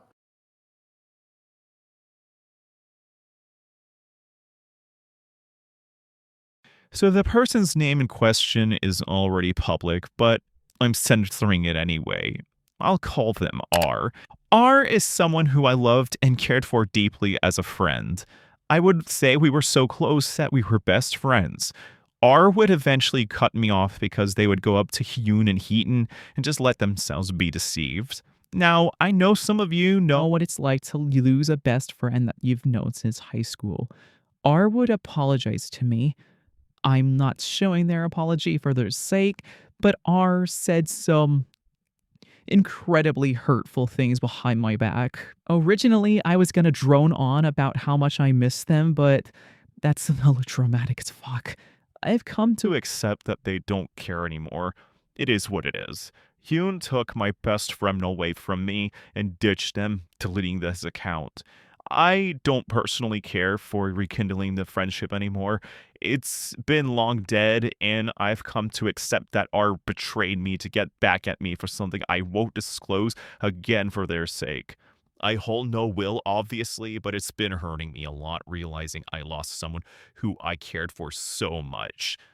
Also, Yoon says that he doesn't want me to spread his old username. Too bad. Maybe don't scam people next time. Y'all will know his old usernames at the end. Womp womp. Yeah, I'm not gonna spread it. No, that's fucked up. You don't have to remember anymore. It's fine. Okay. If at any point you want to ask your questions to me, feel free. Okay. Hold on. Look. It's so bright. Fuck. I'm in a dark room. Sorry. I'm gonna ask number 4. Did you think I was actually trying to ruin your life? Because I wasn't trying to ruin your life, but get an apology, just in an extremely unstable and messy way. You don't have to believe me on that. I'm still very sorry for what I did, though. I'm guessing the ruin the life thing is because he had mentioned that. Yeah. The context and I guess it's everybody. It's gonna be a little tricky. The context Ian was talking about was me like ending my life. Realistically, if it had come out because it has my first name in it, given the field of work I had, if someone were to take that and then fully dox me and then abuse that, it would have made it nearly impossible to work in the career field I have currently. So it would have, but in the same way, I never made like a distinction of like I never hardline said you doxed me or you didn't dox me because I'm not as knowledgeable as some people are on that. Yoon, bruh. You implied I sent the police to your house in the TCP. You very heavily insinuated I released your name, which was in a public YouTube commentator username. People would say I doxed you, and you would bolster the narrative. What the fuck does that sound like? By the way, these accusations, the ones highlighted in red, are either false, exaggerated claims, or just lack proper context. I'm putting Spark Notes here because I'm so goddamn tired. He also thinks I tried to ruin his life too, bro. I made the most extensive disclaimer ever. I didn't want his life ruined or harassed, but you know what? I will give you a bone. You can read my most embarrassing moments when I was having a breakdown 5 years ago, because fuck me, I suppose. By the way, saying I would call the police if you committed a crime against me isn't blackmail, by the way. Well, unlike you. I'll go with number 5 now, or unless you want to ask another question. You can ask. Number 5. Why did you make twit-longers and videos and not expect me in my mental position at the time to not fight back or express discomfort to my friends? Twit-longers? There was one twit-longer that you... it was hard to remember. But you said, I don't care, keep my name out of your mouth or something like that. I wish I still had the screenshot, but I think I deleted it. Because I remember highlighting that and I was feeling very hurt over that, but also that I feel that was justified. Now, looking back at it, I was... but for the videos, I do remember 2 videos in response to the block button because I found your account and that I understand that scared you. I don't remember making a twit-longer about you. Maybe it was like a twit-longer and then you it was like talking about your homelessness and you sparsely mentioned me, I think. Oh no, you're talking about the thread, maybe, because I had to, it was when, the thing about the homelessness thing was, I had COVID when you had told Susie to tell me to hurry up and make the video. Yeah, that was fucked up, and I wish I never did it. I was fucked. Because it was eating, like, it was stressing you out and it was giving you nightmares, and I was frustrated because I was going through a lot of things in my life where that video wasn't like top priority, which is why I had brought up that, because my job at the time would not let me come back unless I had a negative test, and they were telling me things like, well, if it were me, I would just keep on going every day, driving out until I got one, and during that time I wasn't aware of like the free tests, so that would have cost me like hundreds of dollars. I don't remember ever saying like keep my name out of your mouth though. Okay. Yeah, maybe that was me misremembering or something, because I do remember something like that, but maybe I'm just also, full disclosure, like there are a lot of there's also a chance that I could have been talking about somebody else. Oh, so you gaslit me about the twit-longer not existing, huh? Cool. By the way, he made 2 videos on me over blocking his alt. An alt that was too fucking obvious it was him. Maybe don't simp so much over Hiten. By the way, the screenshot of the alt is Yoon's own screenshot. Because blocking an alt is not leaving someone alone, right? By the way, listen to this, failed abortion of an explanation he makes scrambling to explain how my blocking of his public alt is stalking. It's amazing. I just realized they misrepresented me here. I didn't make the video because they were running away, and I didn't tell them to leave me alone because of it either. You essentially block-evaded Hiten again and snooped through my alt account to see if it was me. Me saying you were running away was me saying you lied about you taking accountability. Because if you did want to take accountability, like you said in your junkie video, you wouldn't be trying to cut off any connections from your actions to yourself. And guess what? You're still running away with your final threat on the matter. Bro, it ain't that deep. You're so pseudo-intellectual, you're making the fucking nerds blush. Another thing I forgot to mention, it is low-key actually disturbing that in this clinical psychiatrist sort of voice, Yoon implies that if my vent response document came out, he would kill himself. I know this is him answering my question, but I asked him about life ruination, not me driving him to suicide. When you say this to someone who has cried in this call, is delirious and in a vulnerable position, I find that to be extremely manipulative, especially when your friends actually intended from behind the scenes to get me to kill myself, letting them and yourself lie to my face.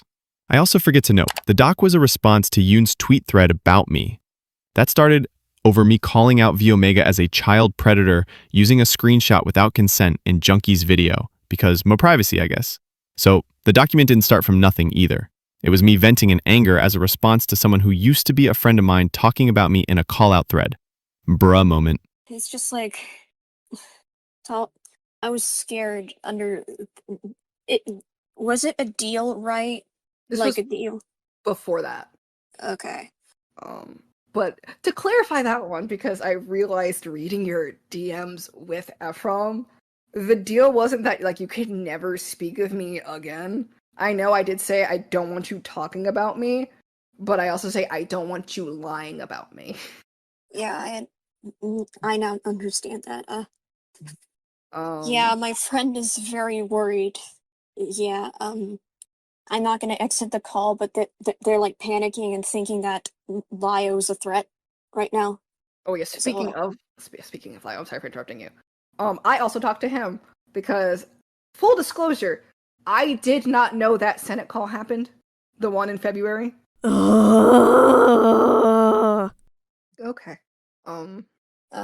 Is that? No, it's fine. all? No, it's fine. No. I guess like this one isn't a question I have drafted. It's just kind of came into my mind. I have the screenshots with Hiten, like between you two, right? And while I do agree, I can't agree with everybody that Hiten certainly does have a way with words. She has a very blunt and direct and no cushion way of expressing themselves. I do find it kind of unfair to put so much onus on Hiten for your behavior, because at the exact same time, Hiten was also reacting to your behaviors, if that makes sense. Yeah, that's fair. Everyone reacts differently. I can confidently tell you though, when Hiten said, like the full thing, I'm assuming you didn't have the full screenshot. It's still up. Those tweets are still up. Yeah. Which I do have to kind of call you out on. You I'm gonna assume you misremembered because I don't want to just outright say you lied, but you did give an incorrect retelling. That thread post dates what you said to Hiten, comments you had made in the Cloud Palace regarding other people's suicidal ideation, and the document on me, and then the times you had block evaded her. So it's not like it's not something that's okay to say. Like if I express to you that you saying it to me isn't okay, and also saying it isn't okay, even though I understand the context behind it and I can spell out the context behind it. Telling someone I like don't come to like after you like there's a line that has to be crossed after you do these certain things. Don't come to me saying, my anxiety, my PTSD, my this, my that. Because it does sound like if you're in a vulnerable spot, they're not going to care. That's not even true. She's not even honest with saying that, because she did express a level of care to you. She expressed it to me. This one is aggravating. Yoon says I shouldn't have put so much onus on Hiten. Hiten literally threatened and blackmailed me multiple times, especially when he implies I lied by omission, as if that matters when the context was that Hiten said that I almost killed her and Yoon over block evading and trying to get Hiten to not kill herself. That is an incredibly fucked up and manipulative thing to do. Yoon also says Hiten did care about me and that she lied. I don't believe him. Hiten and Aaron Tempest gossiped about my family dog's death in the TCP. It literally shows her being annoyed at the prospect of me wanting the call, wanting to be postponed, which, frankly, I do not remember it wanting to, postpone it, but whatever. Char may have miscommunicated with that shit. This is not the only time Hiten would suicide bait, because she would say in response to Jay's saying that I drove her to suicide, says she wanted a reason to kill herself again. You'll stop. By the way, valid grievance is really the only things I had issue with is, and you can say I'm biased because he's my friend. I guess you could say that about any other people you talked about, really. I have no issues with you airing your grievances about Avi, because I have talked to him about it, which is why he gave you the apology the first time, and then later on he gave you that apology, because I hammered it in after that. Exactly why, and I had to explain it to other people who didn't fully understand. Because like exactly what about like the phrase was bothering, like because at the time, for example, Ephraim didn't say like you were a liar, you're faking, but like he was a little confused because when our situation happened, right, and I had reached out to you because I had saw Ephraim had said it, and I was like, I know this is something that makes you uncomfortable, and I know you're friends with him. I just wanted you to know that he said this if you don't know, right? He had expressed like a little confusion because I had said, I know it makes you uncomfortable and you find it to be transphobic, which you're allowed to, and I'm not going to say you're not. So, but I think you were okay with like certain people saying it under certain like situations because you didn't feel malice behind it. And Ephraim, I think, had expressed that that was at the time, but it could have changed. But he didn't quite understand it, so I'd explained it. Ironically enough, I used the same phrase you did later on in your YouTube community post about how being trans isn't a monolith and how it can still, even, for example, at that time you were going by she, they, and we didn't know the context by why you were going by she, they, but now we do. Which also, I'm sorry. Even then, certain things, like for certain trans people, certain things will trigger dysphoria. So, for example, maybe I don't have, for that specific part of the body, I don't have a dysphoria. So for me, if someone's saying it to me, even if it was malicious, it's not going to bother me, right? Even if it's not directed towards me, and they're saying it to call someone a simp, it's not going to trigger that dysphoria for me. But if they talked about a different part of my body in connection with my pronouns, it would. And I expressed that more. And I expressed why, like, it's a boundary that you just shouldn't cross with anybody. And that's why Avi understood and apologized. I do feel like certain things, like telling him to eat glass, is a little far.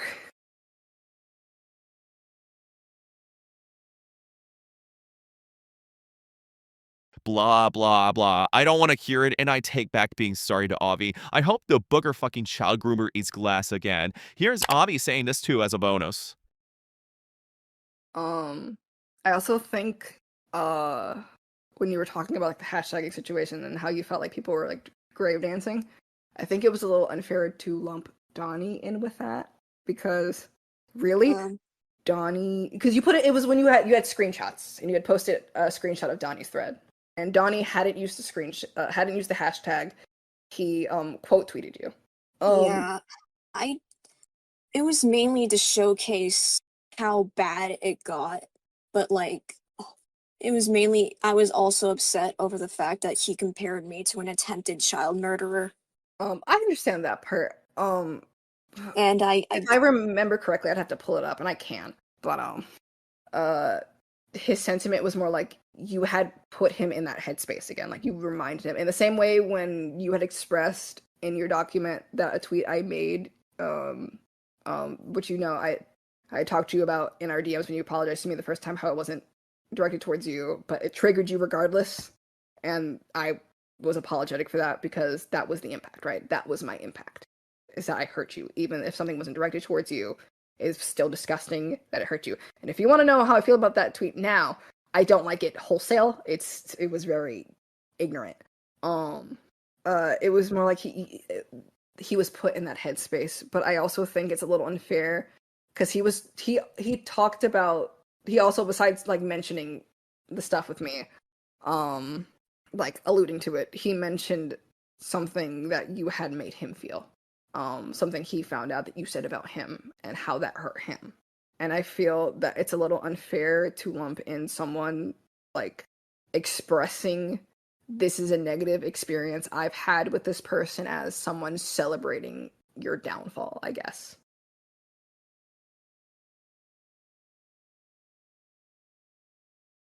I'm so tired. So Yoon finds it unfair that I lumped Donnie in with people grave dancing me. So I know I have to be careful talking about Donnie because I know he's gone through some traumatizing shit. But so have I. I was grave danced in the clubhouse by Donnie too. He even compared me to Vivian when he knew I was a rape survivor. Vivian is his rapist. I was also compared to Ray by Yoon and Donnie. Donnie even goes into graphic detail about the attempted murder and apparently blames me for his suicide attempt, as well as Nezzy Monster. He even threatens that he would give me something to cry about, knowing my suffering. Donnie is older than me. He can handle me criticizing him when I say that was disgusting and horrible for him to do. Face it, he harassed me and he is just as culpable as those in the hashtag. Remember the name Piss Baby? Donnie was the one who came up with the Mosquito and Piss Baby replacement names. It's so ironic because people would literally censor themselves around him and cater to him. Stop babying him is only gonna make his mental health problems worse and help him get away with horrendous shit. Fuck off. One more thing, and this is for Donnie. Maybe don't fucking lie to me next time. I understand that. I don't remember saying he was grave standing. It was more so adding on evidence that I was getting harassed.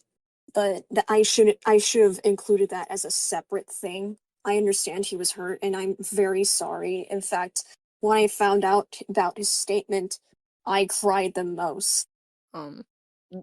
If I don't know if it helps, I don't know. When he had read that, he clarified like he does not want you to die or hurt yourself. When he heard that his words made you feel that, he felt remorseful as well. He felt guilty. Because nobody, I guarantee you, nobody in the Cloud Palace wants you to harm yourself. We were all worried about you. Like, in the SCC too, because it's the SCC courthouse. We were all worried about you when you had expressed that the potential of you being homeless, and we were all very, very, very mad at whoever outed you.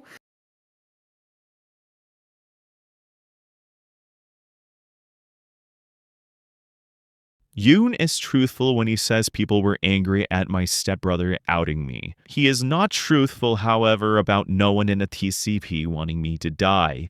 Please stop lying.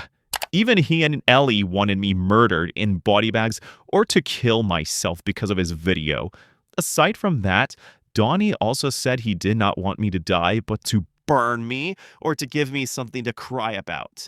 So...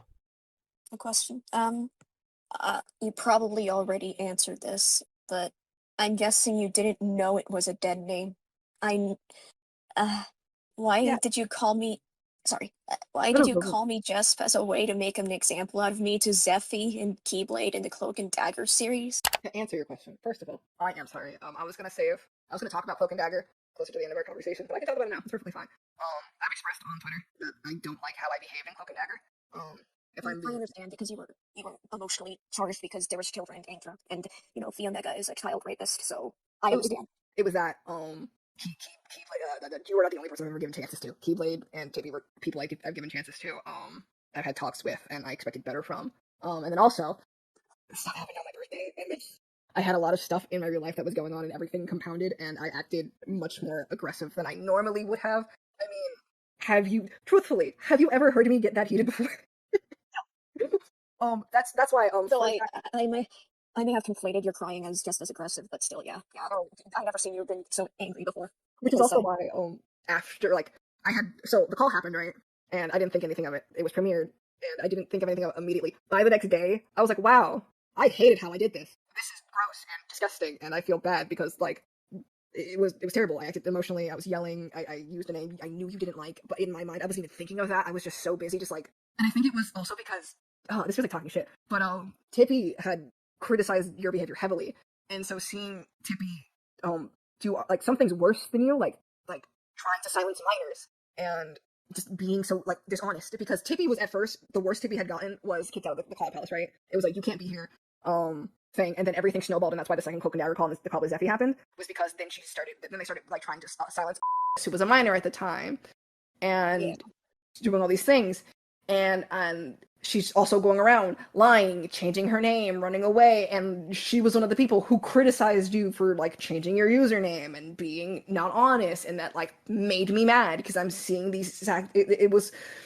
you've mentioned it, how you don't like it, that kind of hypocrisy where it's you're seeing someone, how can you criticize this person and then do it, right? It wasn't you did it in the past, it's you're doing it now, and that was, I'm sorry, I'm getting heated. Yeah, I understand.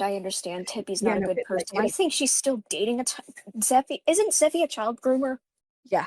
Why is she still dating him? Fuck.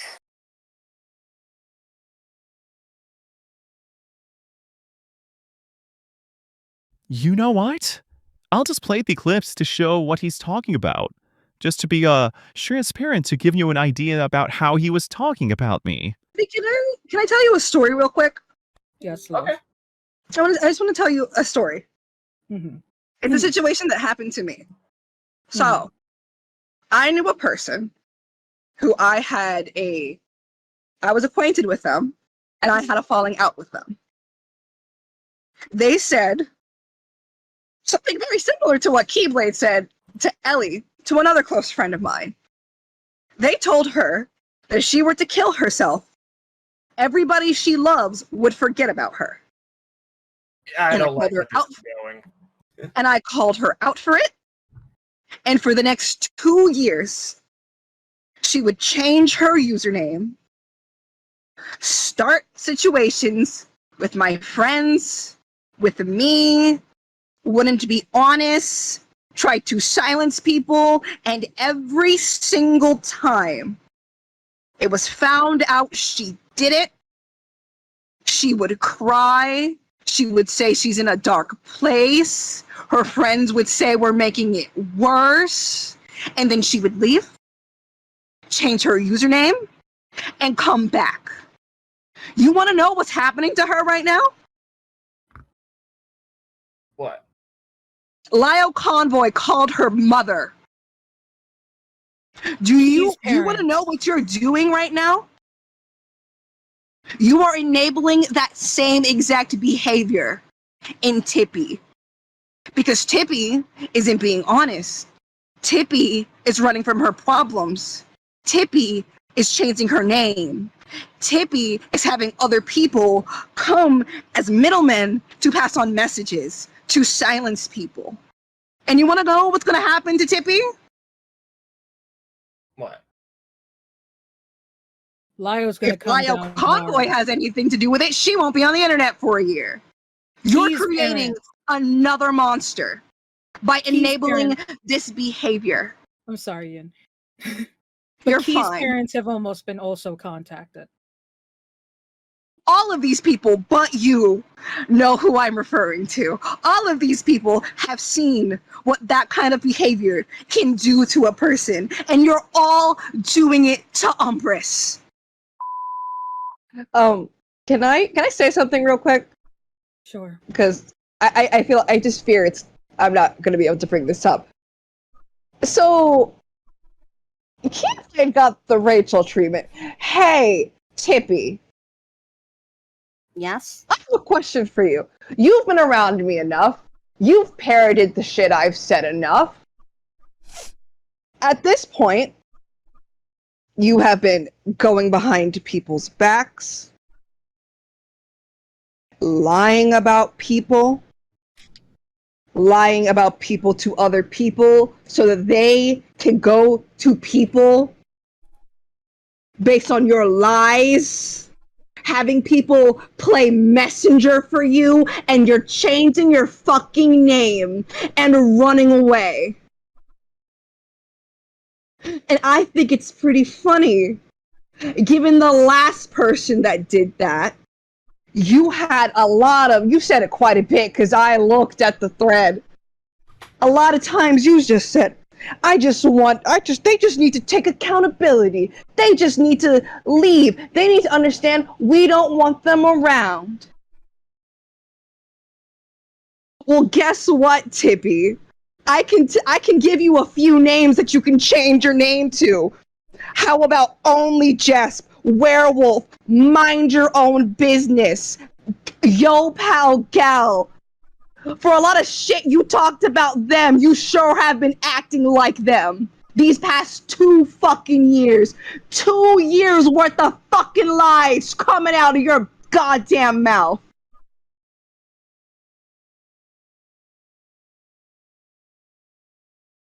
I don't want to hear you criticize a goddamn person anymore. If you're gonna act just like them.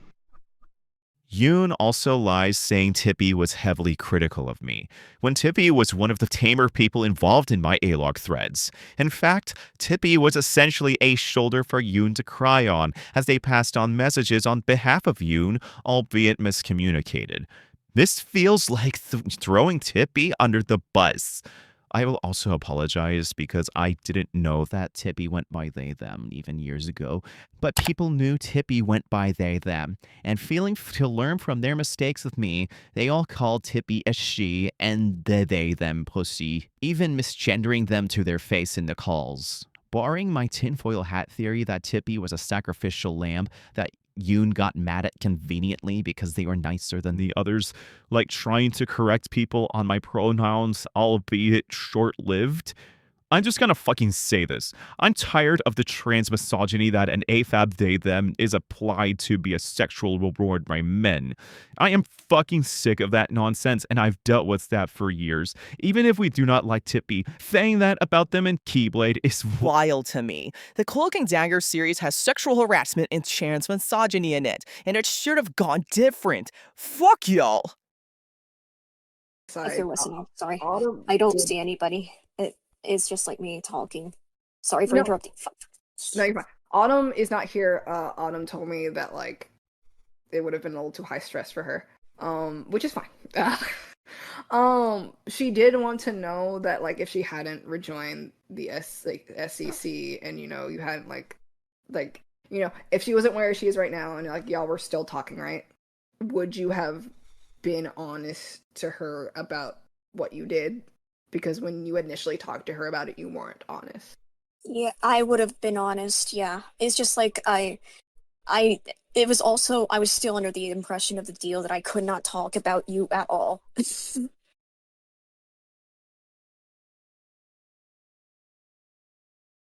Now, Autumn is brought up here.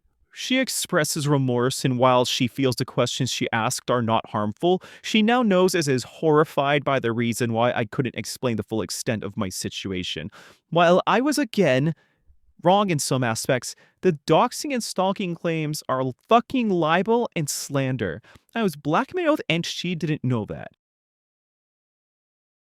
I guess I'll get my other obvious one out of the way because I only had that one and then this. So you recounted the situation as one of those times where you recounted it wrong, and this one frustrated me.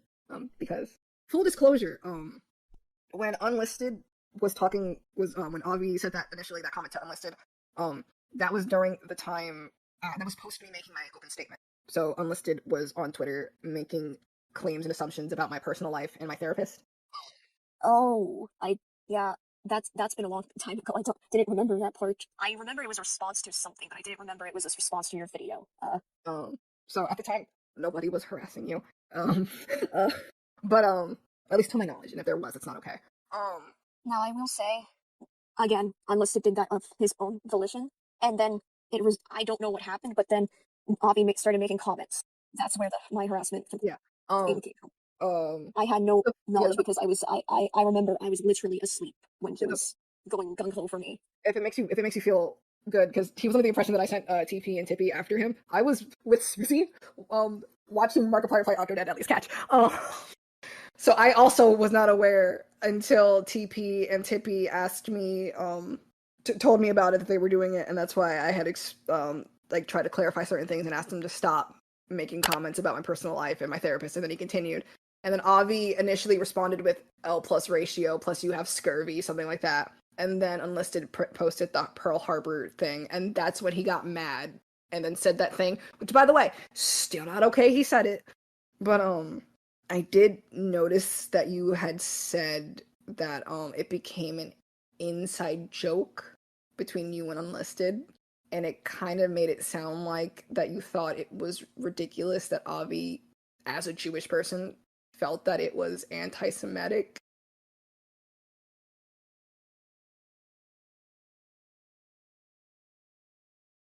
Okay, I'm so fucking done with the Unlisted slander. He's literally my best friend of 7 years. He's dealt with this for long fucking enough. That he is this anti-Semite that harassed a Jewish man with a meme. I'm playing the clip so y'all can judge for yourselves. Cereal is probably the worst way you can possibly start your morning.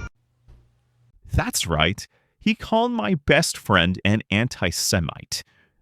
A J-Schnott cereal is the worst way to wake up in the morning, Pearl Harbor meme. absolutely unhinged, especially when Avi would sexually harass me and unlisted afterwards. I'm tired of you gaslighting us about it. Unlisted is not anti-Semitic for it. Also, Avi is a grooming pedophile. I do not care about this, especially when several Jewish people I sent this to ask if it was anti-Semitic were incredibly confused. Yoon, you owe Unlisted an apology for that slanderous claim. He didn't deserve that, and he is one of the most wonderful people I've met. Fuck you. Also, nobody was harassing you. Shut up, you fucking liar. Yeah, I was talking about Hiten, not you. Okay. I will go on record to say, Hiten does not like you. Even like divorced for the things with me, like y'all also didn't have a good history together. She doesn't want anything. She doesn't wish any harm or ill intent on you. I know like certain things, like for example, when she said she would like start reporting accounts, it was more like if you had kept block evading, she was going to report that account. And the legal thing, the lawyer thing, that was not Hiten. And for the record, I was not going to sue you. I was trying, because I had a friend way back, before I met you, before I was in the SCC. She had an issue where this man in Europe, in like one of the European countries, was harassing her and stalking her. Not even like the way worse than what you were doing. Like he was disgusting. I hope that person's okay, at least. Oh, she's good. She's fine because she was able to get a restraining order. So like he can't interact with her, kind of thing. And by that point, I kind of felt like a little desperate. So I was trying to see like, is there anything like I could just be like, you're not allowed, like just like in paper, like it's in there written in the ink. We can't be around each other. Yes. It never went anywhere because I never pursued it. Because it was like a high stress kind of thing, and then I was like, as I calmed down, I was like, this feels kind of overblown, and I feel kind of stupid for talking about this and like bringing it up. So it was a heat in the moment thing.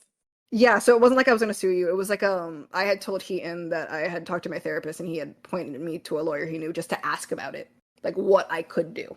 So it wasn't like you were gonna get sued or anything like that. So when she had mentioned like putting a hold on it because like there could potentially be legal action, that's what she meant. Yeah. I was genuinely genuinely terrified because you know the living space I live in. So I also live off of Social Security, and I don't know if a restraining order would destroy that. I don't think, but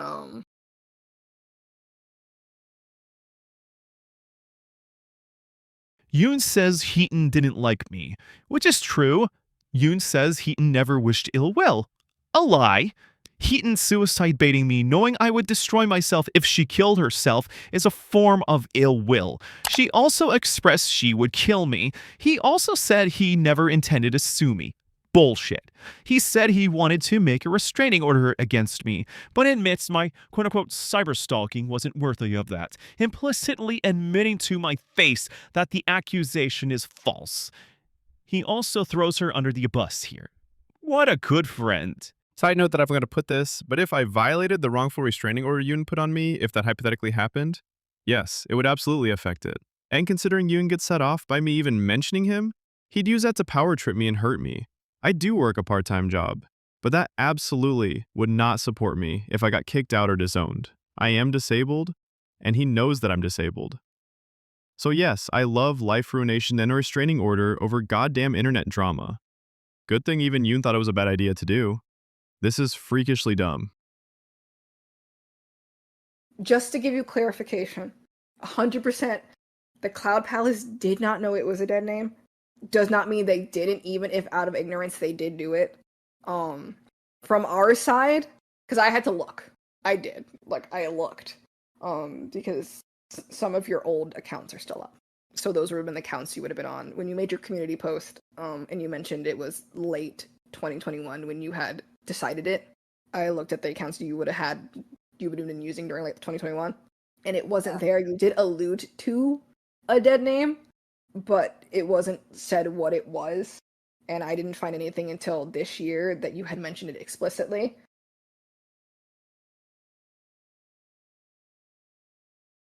Bullshit. Here's me saying I transitioned and called Jesp a dead name, going by they, them. I even literally say pre-transition, you malicious leech.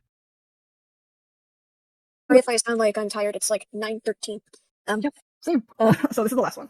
And I want to ask you, why do you think, if you had to hazard a guess, why do you think the video has not come out yet? Like, why didn't it come out last year? Why hasn't it just not come out? Oh, yeah. I was under the impression that you were holding it over my head out of spite. My paranoid mind. I was legitimately thinking you were taking long with it to upset me. I guarantee it wasn't that. So, the baseline was like the ones that are at the surface, right? Full disclosure, I work 2 jobs, and right now I'm in college full time. I'm my sole provider. So like those are like the top ones, right? Where while this thing is important to me, this thing did affect me. I can't put my life on hold just to work on this thing, right? Even more crazier than that, December 5th is when everything went down, right?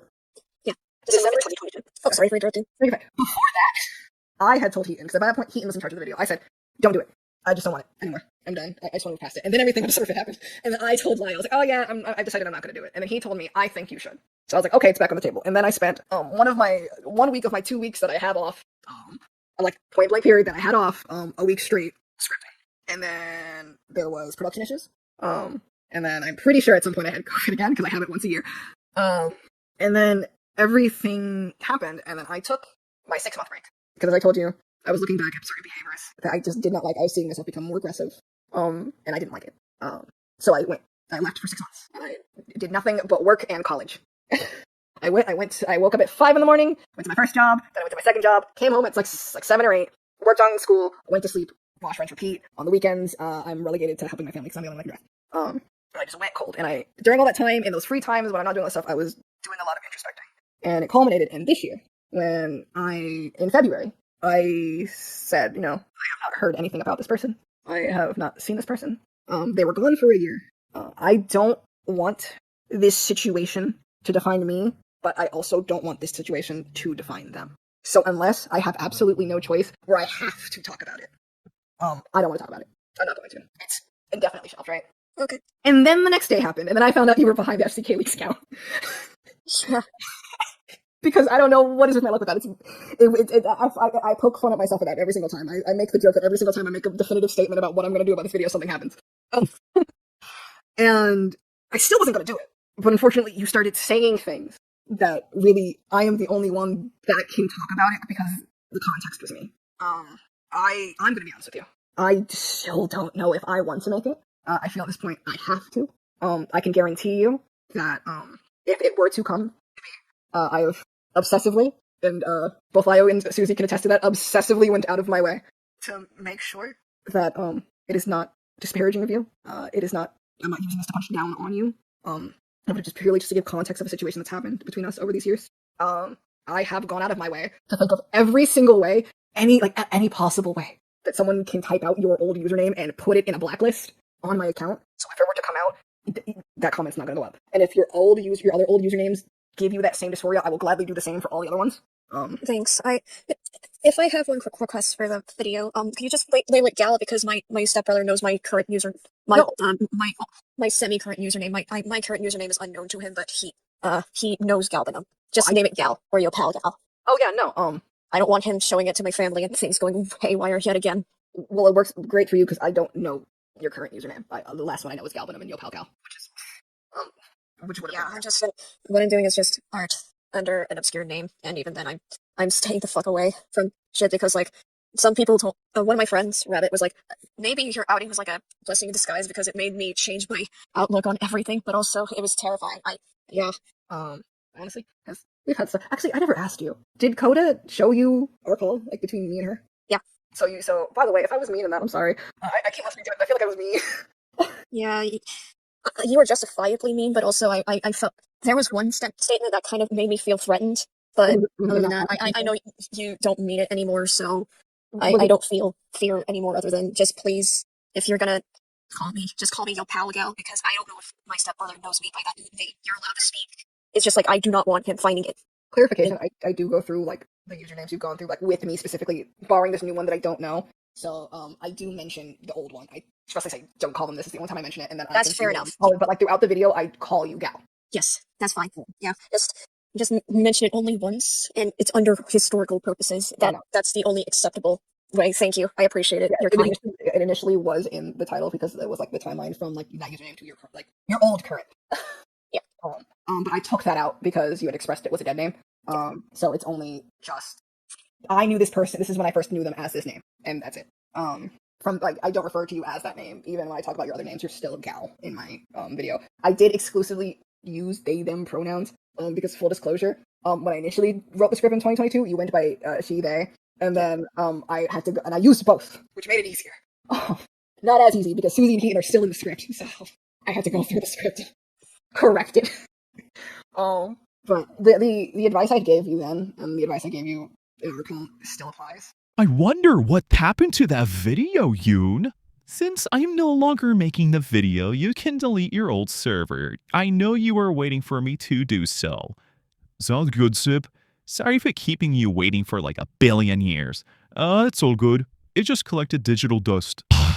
Alright, we're done here. The rest of it is Yoon being clinical with his advice, feeling remorseful for his garbage, I guess. It's just frustrating how cowardly this person is. Sure, he didn't have to go into detail about everything he did, but the bare minimum he could have told the truth, especially when he doesn't disclose himself sexually harassing. Jesp is very fucking lucky that I'm at work right now. I think it's very inconvenient how she gets to stir up shit in my life and dodge out accountability.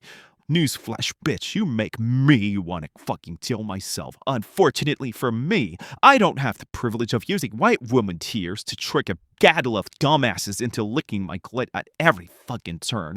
You're not fucking special for wanting to kill yourself, bitch. More than half the internet wants to do that. You don't get to paint me as a potential murderer, say I'm into rape, say I abused an power imbalance between us, lied about me on every turn, say you don't give a shit about my mental health and expect anyone to give a shit about yours. At this point, I have to believe that this is some sort of sick fetish for you because you literally won't stop. Do you get off on harassing the Asian person, Jasp? Do you get off on your brain-dead friends telling you that you aren't the piece of shit that you really are? Stop making me the villain in your fucking Your Name Wattpad wet dream cunt. I'd say at this point, the only thing that'll get you to stop is for me to kill myself, but I wouldn't be surprised if you find a way to lie about my fucking death so you can be the victim in that. You want to know something funny? I told Hiten to can the video. I was going to give you what you finally wanted. But you know what? Fuck it. From now on, everything you've done to me is my new fucking hyperfixation. I'm screaming every dirty detail from the rooftop, bitch. Get fucked. Like, is it so hard to be honest with what you did? But when I am fearful and leaving out details, I'm avoiding accountability rights. Bear in mind, again, I never said he likes raping people. This is the closest I could find, and it's not even close to what I said. I said it's okay if you liked yaoi with non-con, not that you actually liked it. I no longer stand by my take that I know Kusari is evil in general. My take on it is pretty cringe and pseudo-intellectual, but still, he suicide baits me, he admits he has a hyperfixation on my actions, i.e. admitting he's obsessed with me, sexually harasses me in even worse ways than even Offie did to me, talks delusionally, acting like like I have him as a fetish, and says that he's a villain in a Villain X Reader fanfiction. Bitch, get the fuck away from me. If anything, I should be the one filing a restraining order against you. And of course, Susie Doodletones was involved in helping make that video on me that would never come. Toddler con waste of fucking space. So after the call, Yoon switched his tune and throws Lio under the bus, even after implicitly victim-blaming me, gaslighting me, and digging around with me. Remember the swatting claim I mentioned? That was propagated by Hiten, which originated from Yoon. That amplified his anger, and that is a big reason why Lio acted the way he did in the call. I think you all underestimate the harm that could have caused me. So, I guess let's talk about the junkie and rape twitlonger that got me in deep shit. Being upfront, I don't want to read it, nor do I like reading it. I was in an incredibly dark and vulnerable place, and everyone knew that because it's literally in the content warnings. So instead, they took advantage and shouted me down over it. Yoon and Hiten thought this was about them, and boy, did they have a reaction, screaming about me, saying I want to harm myself, and then just their typical abusive nonsense. This is actually the one time I will give Hiten grace to give context to explain why this hurt. Ever since I was a child, I suffered with communication issues, so people would pin things on me I didn't do. So this actually struck a nerve, because this twitlonger wasn't about Hiten and Yoon like I said.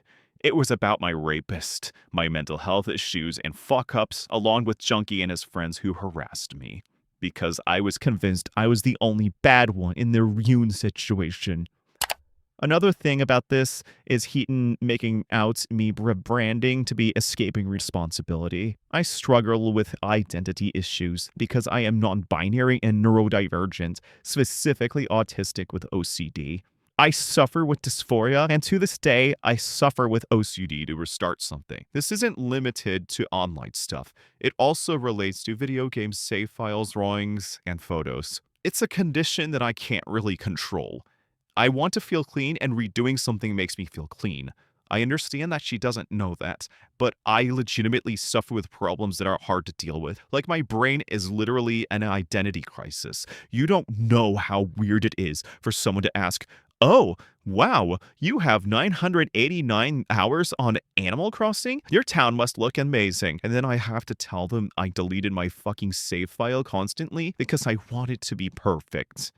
I recognize this isn't normal, but it's not just me escaping.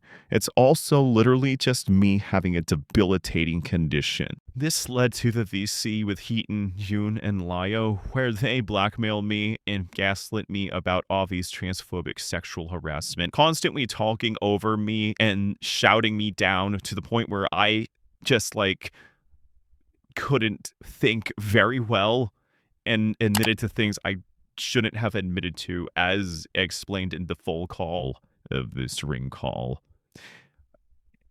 I couldn't even explain that this twitlonger wasn't even about them. This was over a twitlonger that was just about Junkie and my abuse. So this actually fucking hurts a lot. Me switching identities isn't me changing masks like it's Majora's Mask. It's literally insecurity and dysphoria. It's not fun. This isn't me shitting on them and escaping them like a coward. This is them deliberately riling themselves up so they could hurt me. In later calls, under the guise of criticism, Yoon would even threaten me again through a friend of mine named Neko Koda in a call with Susie. And, well, one of the quotes of the call was telling me to keep quiet. Now, there's a person that hasn't apologized through Yoon in the call. Remember when I said there was an individual who had a bigger involvement in my life ruination than I previously thought? The person who admitted that they were malicious in all of this? That person would be Swords Senny. I'm not exactly proud of how I went about the friendship with him. Most of the time, I was depressed and thus was kind of a Deadbeat Downer in it. I don't know if I was a friend to him in his eyes or more so someone that could just vent to him like he was a therapist. But we were friends, and he would be okay with me venting to him a lot. I would trust him with the most personal details in life. As you can tell, I wasn't the most careful or stable giving such sensitive information back then. I cared for him a lot. I cherished our friendship because he was one of the few people from the SCC that didn't hate my guts. In light of recent revelations, I realize in hindsight that I made a huge mistake trusting someone like him. Eventually, because of the Cloud Palace being in his ear and lying to him about me, he would cut me off. And frankly, I remember he was not kind to me when he was cutting me off. Let me lay it on y'all very straight. Zenny doxed me, even face doxing me in the Cloud Palace. The red marker I put on it, I manually censored that, not him. For a reason I will not disclose other than he was malicious because he felt lied to, Zenny doxed my name, my face, and leaked my private Instagram that is now deleted for obvious reasons. He would even get downloads of my videos that are no longer available because I'm gone from commentary. I don't like redacting information because I like being transparent, but when you leak shit that is so vulnerable to someone who has been wanting to follow me around and breathe down my neck, that gets to me. And it makes me feel unsafe that he did this for the sake of revenge against me because I vented to him. Even though he was perfectly fine with me confiding in him as a friend. At one point even leaking one of my voice notes venting to him in confidence. Just to humiliate me to the man who wanted me in body bags. I don't think you guys know just how much danger I was in because these monsters that encroached on my life had this info, and how much this man has helped Yoon actually cyberstalk me and breathe down my neck in every way he could. Yoon could have released my face. Yoon could humiliate me even now. And I fucking love it so much that this man was perfectly okay with how Yoon and Hiten put me through so much torture, knowing I was at the lowest points in my life. Then he went on God with all of my heart. Fuck you. Now, I forgot to add this, but Sword Zenny would unintentionally lie in the Cloud Palace by raging that he never doxed me, when he actually did. Just to highlight that these people will not remember the heinous shit they've done. Especially when Zenny states, if he did that to me, it would be the right thing for him to do. As if he hadn't doxed me and my face. Nice. He has recently apologized, but that doesn't undo the damage he has done. It's too late. My abuser has blackmail material on me, and it's all thanks to someone I trusted. CW. Death threats, suicide, threats of bodily harm, sexual harassment. For those who have not followed Rin's own recounting of events, Yoon was a small YouTuber and fellow member of the Kud Palace, a group channel and since been defunct Discord server of which Rin was a former member. For the sake of brevity, Yoon was abusive, blackmailing Rin to stay offline or they would call the cops, and later framing said threat as telling Rin's parents and grounding him for a year. Frankly, both consequences went too far for what Rin actually did, and that's without digging out the skeletons in Yoon's own closet. The point is, Yoon was far worse than Rin, painting him as a villain, a persistent, unhinged stalker that refused to acknowledge his own vicious cycle of repeated behavior. At some point, you would expect someone to call Yoon out for this insane hypocrisy, or at least tell him to chill out, right? Unfortunately not. It gets worse. As one of the last people in Cloud Palace to cut ties with Rin, what once were private messages of small talk and emotional support later felt hopeless and enabling in retrospect for the better part of 2 to 3 years. In that time, I have been a fool for not noticing the difference when the Cloud Palace spoke so vindictively about him behind closed doors, myself included. What's more is that minors were not denied access to these threads concerning the people we hated. In the thread regarding Rin, were threats of harm and even wishing death upon him. Yoon in particular spun a slew of false accusations, ranging from racism, deranged obsession, and fanfiction, saying Yoon was into rape when Rin never made such a claim. Yoon's string of tweets, posted in his Discord thread, actively suicide baits Rin, while calling everything he's done as Yoon's hyperfixation. Needless to say, this was extremely inappropriate, especially with the 17-year-old Suv Livy present at the time. Yet no one thought to keep the teenager in the room away or remind us all that we were in mixed company. I never thought of that. Because I thought Rin to be a monster, I refused to see ourselves as such. He was forced into silence, and I still joined in the anger and voices that shouted over him, even if he couldn't hear it. This goes beyond gross negligence. This is a logging. This is endangerment. This is harassment. Manipulated into this behavior or not, the choice was there for me to shut Yoon down, to damn what anyone else says about me, to think rationally, to try and be a decent human being. But I chose violence instead. One hurtful decision among many I have learned to deeply regret. As of writing, Rin alongside a select few have access to the Cloud Palace and are combing through the server's logs in its entirety. There is still a lot I struggle to remember of my time there, but I know there is still much left to answer for in due time. This isn't the only scummy shit these people would do. Aside from accusing me of being a narcissist, fun fact, Yoon would sexually harass another person and invalidate their experiences with me, saying Zenny had it worse. Yeah, the doxer had it worse.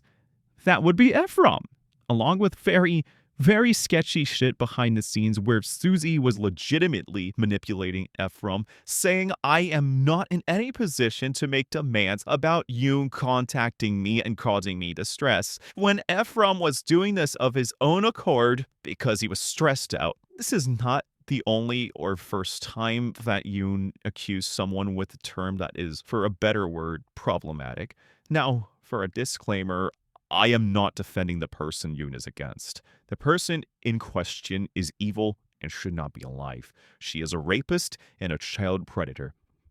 I will say, however, that the term Yoon used was completely out of line and could have been weaponized by both nonsense and critics to discredit Ray's other victims. If you don't know what reverse grooming is, you probably shouldn't. It's not a real thing. It's a term coined by predators to essentially make their victims look like the perpetrator, but sometimes they just call it grooming. The minor or younger adult according to these predators would be the perpetrator. I will not deny the experiences that Yoon had with this person. However, saying that it's grooming when the perpetrator is 2 years younger than you are is extremely problematic. The person in question is Rachel Ray Mills, a huge piece of work. And on number 2 is Yoon. Again, I will not deny this is sexual harassment, but when you work 2 jobs, are able to drive, and live on your own, I'm sorry, a degenerate piece of shit 2 years younger than you cannot be called a groomer. It is manipulation. You are not incapacitated or a younger adult, especially when you ask your therapist to confirm it, possibly leaving out your age in question by saying, and if my therapist confirms that Ray grooms or tend to groom me, I'll come forward with that too. He even states that he is fearful of painting a target on himself by people critical of these claims, though this could have a double meaning, like Yoon fearing it would attract people who claim minors groomed them. For reference, Yoon was born in 1995. Ray was born in 1997. Simply put, given while he is neurodivergent but also independent, this is a false label.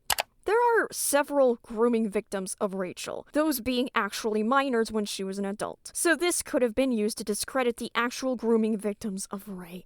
I don't think you yourself knew that this is an extremely harmful rhetoric to put out because children or vulnerable younger adults may internalize and think their groomer is the victim. He did this around kids. So why am I also bringing this up? It's really gross, because he also brings up a supposed friend I had, saying that because I didn't groom Yoon, I didn't hurt him. Given Yoon lies so goddamn much, I don't buy this person even existing. I'm 5 years younger than this man-child. It brings up the possibility. Was he going to accuse me of grooming him? Speaking of predators, explain to me, why are you defending pedophile wannabe rapists from my wrath, saying I'm acting on my emotions towards these people online, as if my anger at them making pride flags about raping people, animals, and children is not thinking things through? I'll fucking do it again. Like, bitch, you work at a daycare. But it gets much, much worse. You guys know the rape art situation I dealt with? Well, turns out that they knew. Not only did Susie bring it up, but she would bring it up around minors to see it. Guess who was there? Yoon. I have never felt so much rage in my life reading this. Not only was the friend and I that were suffering were gossiped about with the impersonation account sexually harassing us, Susie made it about herself, saying, quote, Because it's me, Jace. With all of these freaks pitying the narcissistic bitch because Doodletones was following the account, with even one of them wanting to look up this type of shit. Instead of taking this shit seriously, where a child was following the account stalking victims, and that another minor was there to see the rape revenge porn, Susie literally says, I almost figured it would have been written off as quote-unquote horny teen follows porn account. More at 11. Bitch! Jack could have been fucking groomed. What is wrong with you? This is a fucking crime to bring up porn around children anyway. You fucking moron, Susie. Or Dawn told stories, whatever the fuck. Go away! You all suck! There is so fucking much. So much. Like Yoon talking about wanting to kill himself around kids, and then trash-talking children for doing the same. Light was 17. Or that one time that Jace thought I was self-diagnosed with autism. And I'm so tired. I hate that this is how my life has been. Seeing all of this nonsense, being told to my face such flowery language about their actions, only for me to find out that there were the most disgusting and vile things said about me behind my back. Like gossiping about me and my friend getting sexually harassed with revenge porn is just an ew and ha-ha, like Hopeless Peaches did to me with Lio. And Yoon was there, gossiping, gawking, and not giving a fuck. Just like this. Apologies for cursing like a hell of a boss character, but I am furious. This is the angriest year I've had in my life. And I have dealt with so much suffering that instead of mostly having a pain and flight response, it's just rage and fight. I am beyond frustrated. I was expecting these people to be honest, but instead, these people only apologize for their public actions. They delete, run, or throw other people under the bus, self-loathing on the way out. This is Yoon's admission to Hiten that he hurt everyone. Because yes, tell this to the person you snitched on to Chuli, not the non-binary trans guy whose life you ruined for half a decade. The fact that there was legitimately people wanting to call the cops on me over a block button, or blackmailing me over a twitlonger about my rapist and false accuser. I didn't want to make a second video, but do you think if I ever had not gotten access to the Cloud Palace, would I have ever known? Would I have just been living this lie that Yoon is someone that genuinely cares for me? I'm not sure. I'm gonna send this off to my conclusion because I want this over with. Jace? Donnie? Teddy? Yikes? Avi? Horace? Susie, let's say I know more shit that's not public. Stay fucking gone, you waste of human reproductive cells. Hiten needs to rule. You're such an obnoxious and pathetic bitch. It's infuriating. If you wouldn't give a fuck about my mental health or what happens my way, why the fuck should I care about you? You've been the most reckless and irresponsible involved, considering you don't even know what doxing or cyberstalking means, because you and your own friends did that. You have been so disgusting for years, and people catered to you and coddled you for so long. You should have been cut away from the SCC for a good while for sexually harassing and verbally abusing minors on the internet. You even said that Fran committed a crime when she went with libel that originated from stories in Penagort. That is not committing a crime, you dumb fuck. But no, we're thrown out and then petty later for violating Fran's privacy. Which, to be honest, given that was Chunky's fault, that should have given the red flag to you that the SCC are a bunch of snakes and worthless mudcakes. But why should I be surprised? You're a fucking snake too. And you certainly aren't better than Junkie in the aspect of ruining someone's life, because that's what you did to me. You thought what Junkie did was bad. Oh, please.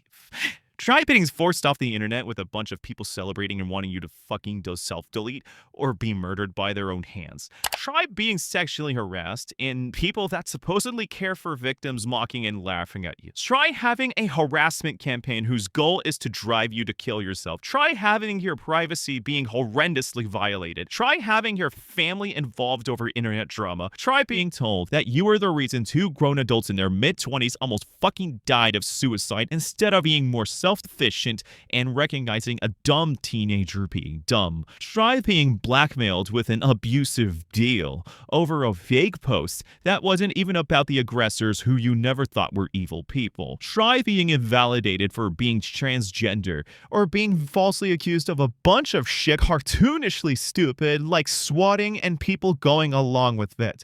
Try 5 years of abuse, blackmail, and gaslighting.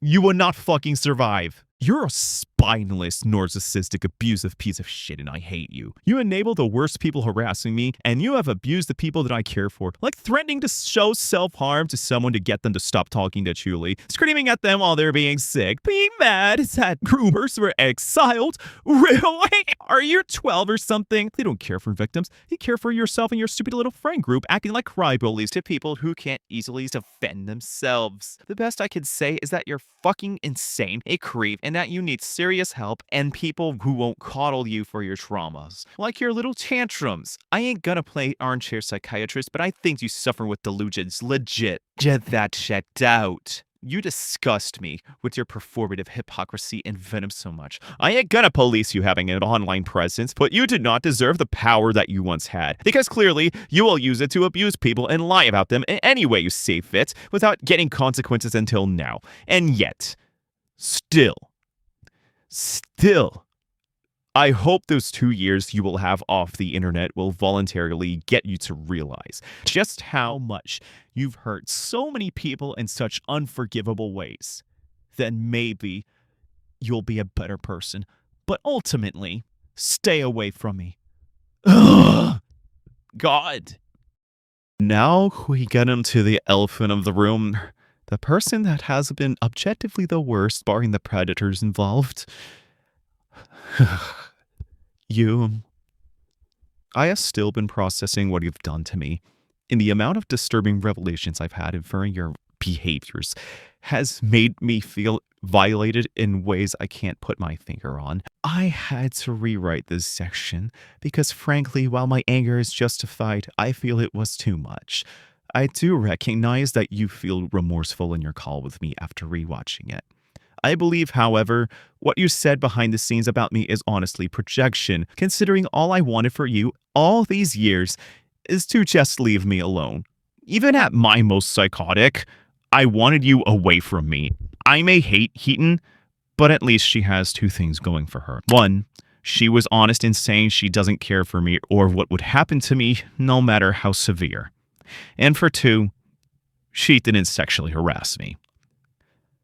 I can't say the same for you. You have known how much I've been affected by sexual abuse because I've told you as such.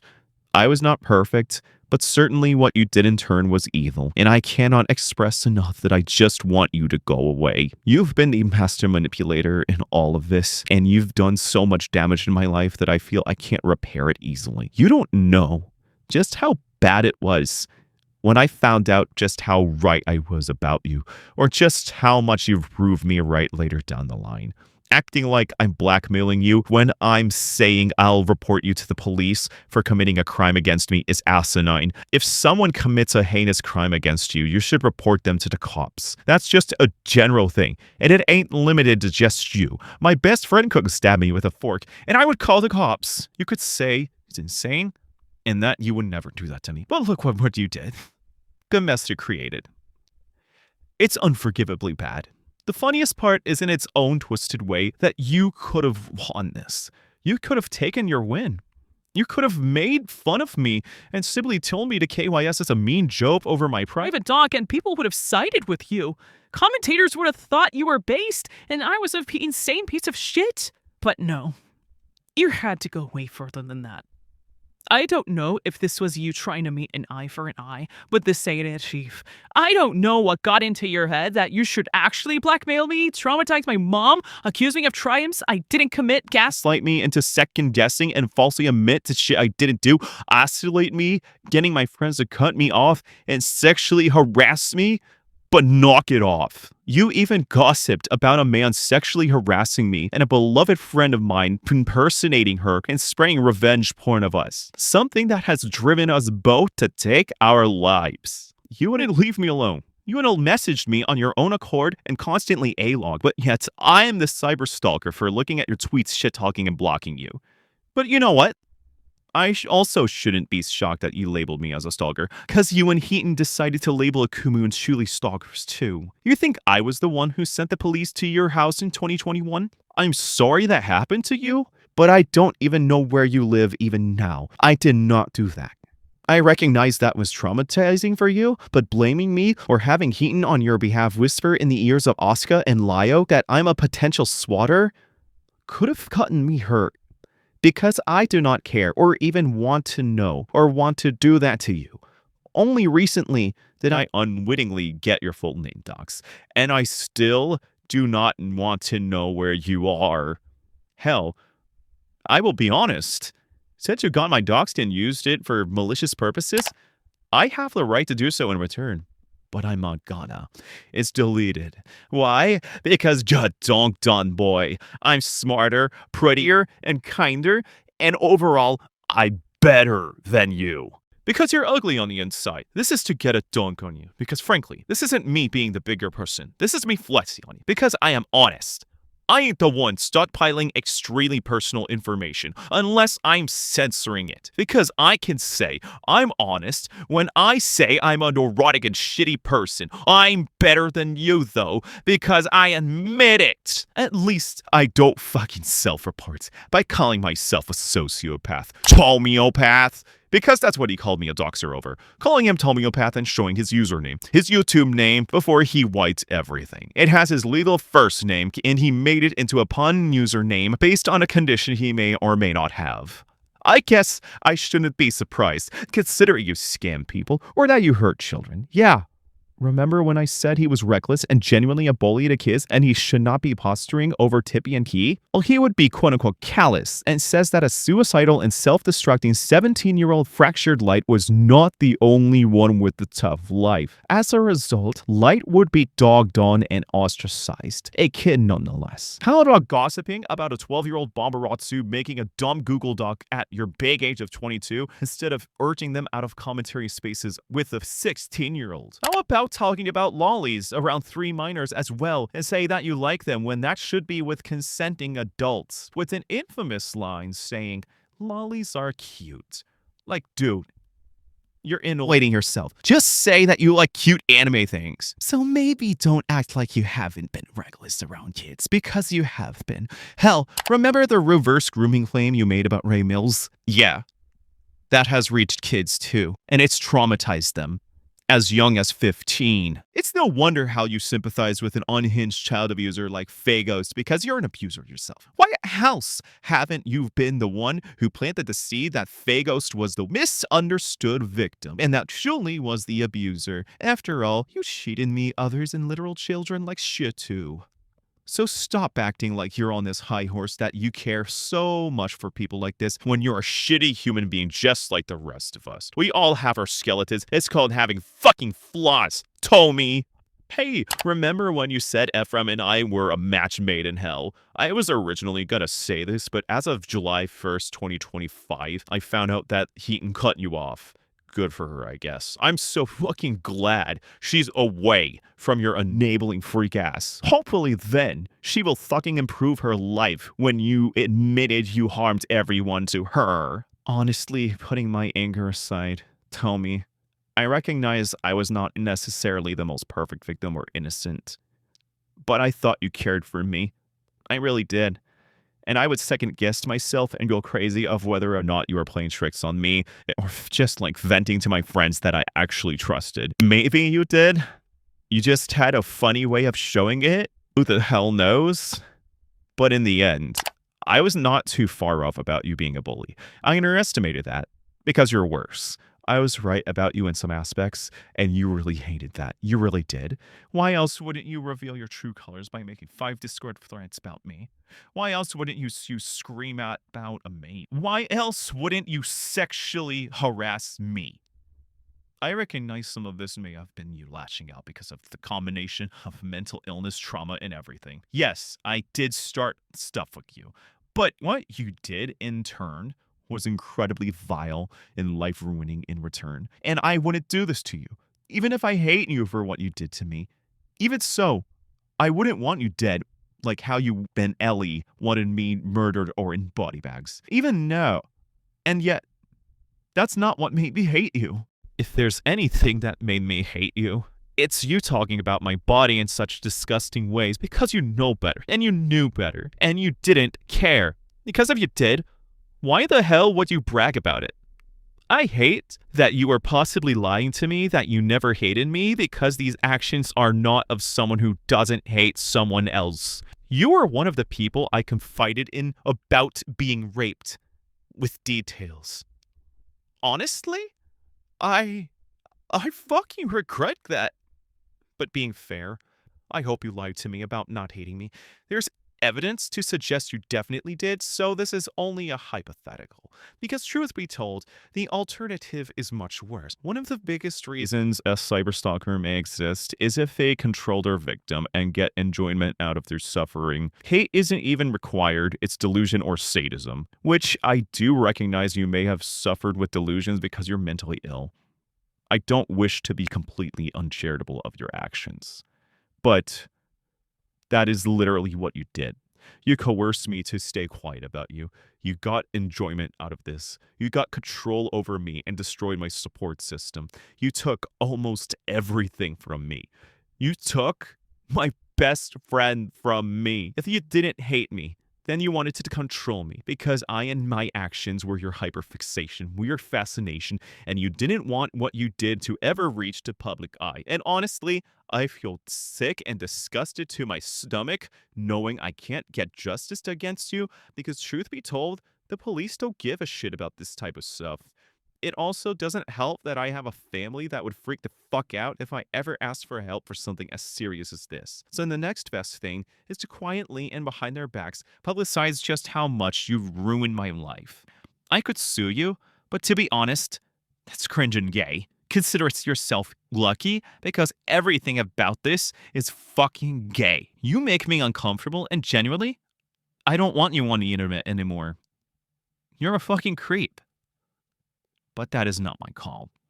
I'm not going to stoop to your level and force you off. Because as much as I hate you, you didn't groom children or rape someone.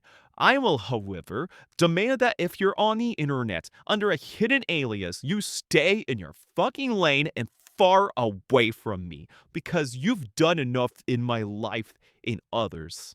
Fuck off. By the way, Tommy, next time if I do by slip chance find your new alias, don't flip out and say I'm stalking you because I fucking blocked you. Farewell, Tommy Opav. I despise you. I dislike most of the people involved, but I especially hate Hiten and Tommy. Both of you are almost 30 years old, 29 years old each. I'm half a decade younger than you. Grow up. I want you all to know the shit you did. I'm keeping this up so people will know all of your true colors and all the pain you put me through. I'm not taking shit like your pathetic little bitch anymore. I'm done taking shit and being gaslit into liking it. Because if I was any more evil and actually had the power to take your shit, I'd legally make your lives a little bit fucking hell.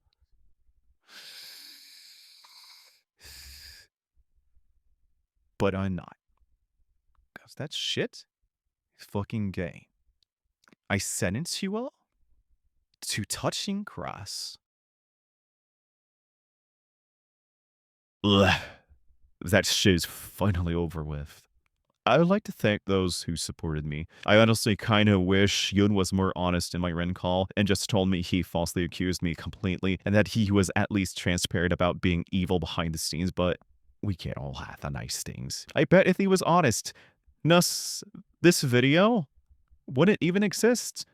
Manipulating those who I care for involved in the call. One an overly trusting and neurotic teenager, the other being someone who didn't do shit. Two innocent parties who got dragged into it, and I'm sure in his mind, we all had it coming to be manipulated.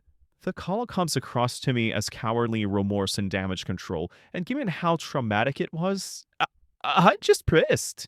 The fact he deleted everything before he could be honest with me, the little shit knew he was screwed, so he put off the inevitable and dipped. I was shown this when in 2023 while shit-talking Ephraim, the worst year of my life, Yoon was actually at his happiest.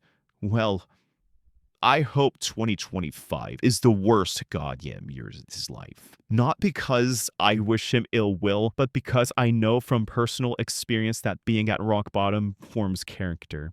He's done enough keeping me quiet with his black veil. It's time for him to leave and get better because holy shit. So honestly, I hope for his mental health that he stays gone and continues getting therapy. As for this, I am almost sure this is my last video for realsies, but I'm gonna say I'm not staying in the SCC spaces anymore. I don't want to. I've dealt with enough trauma and betrayal there. I've had enough painful memories in it. It's about time I'm away from it again. I can't deal with it anymore. Once this video drops, I will soon depart from its spaces. I will keep in touch with people, but that's it. I'm done. I hope this informs people of the dangerous parties involved and that they steer with caution, because Lord knows I don't want this insanity to happen to anyone else. I don't wish this garbage on people. I need a vacation. God. Bye.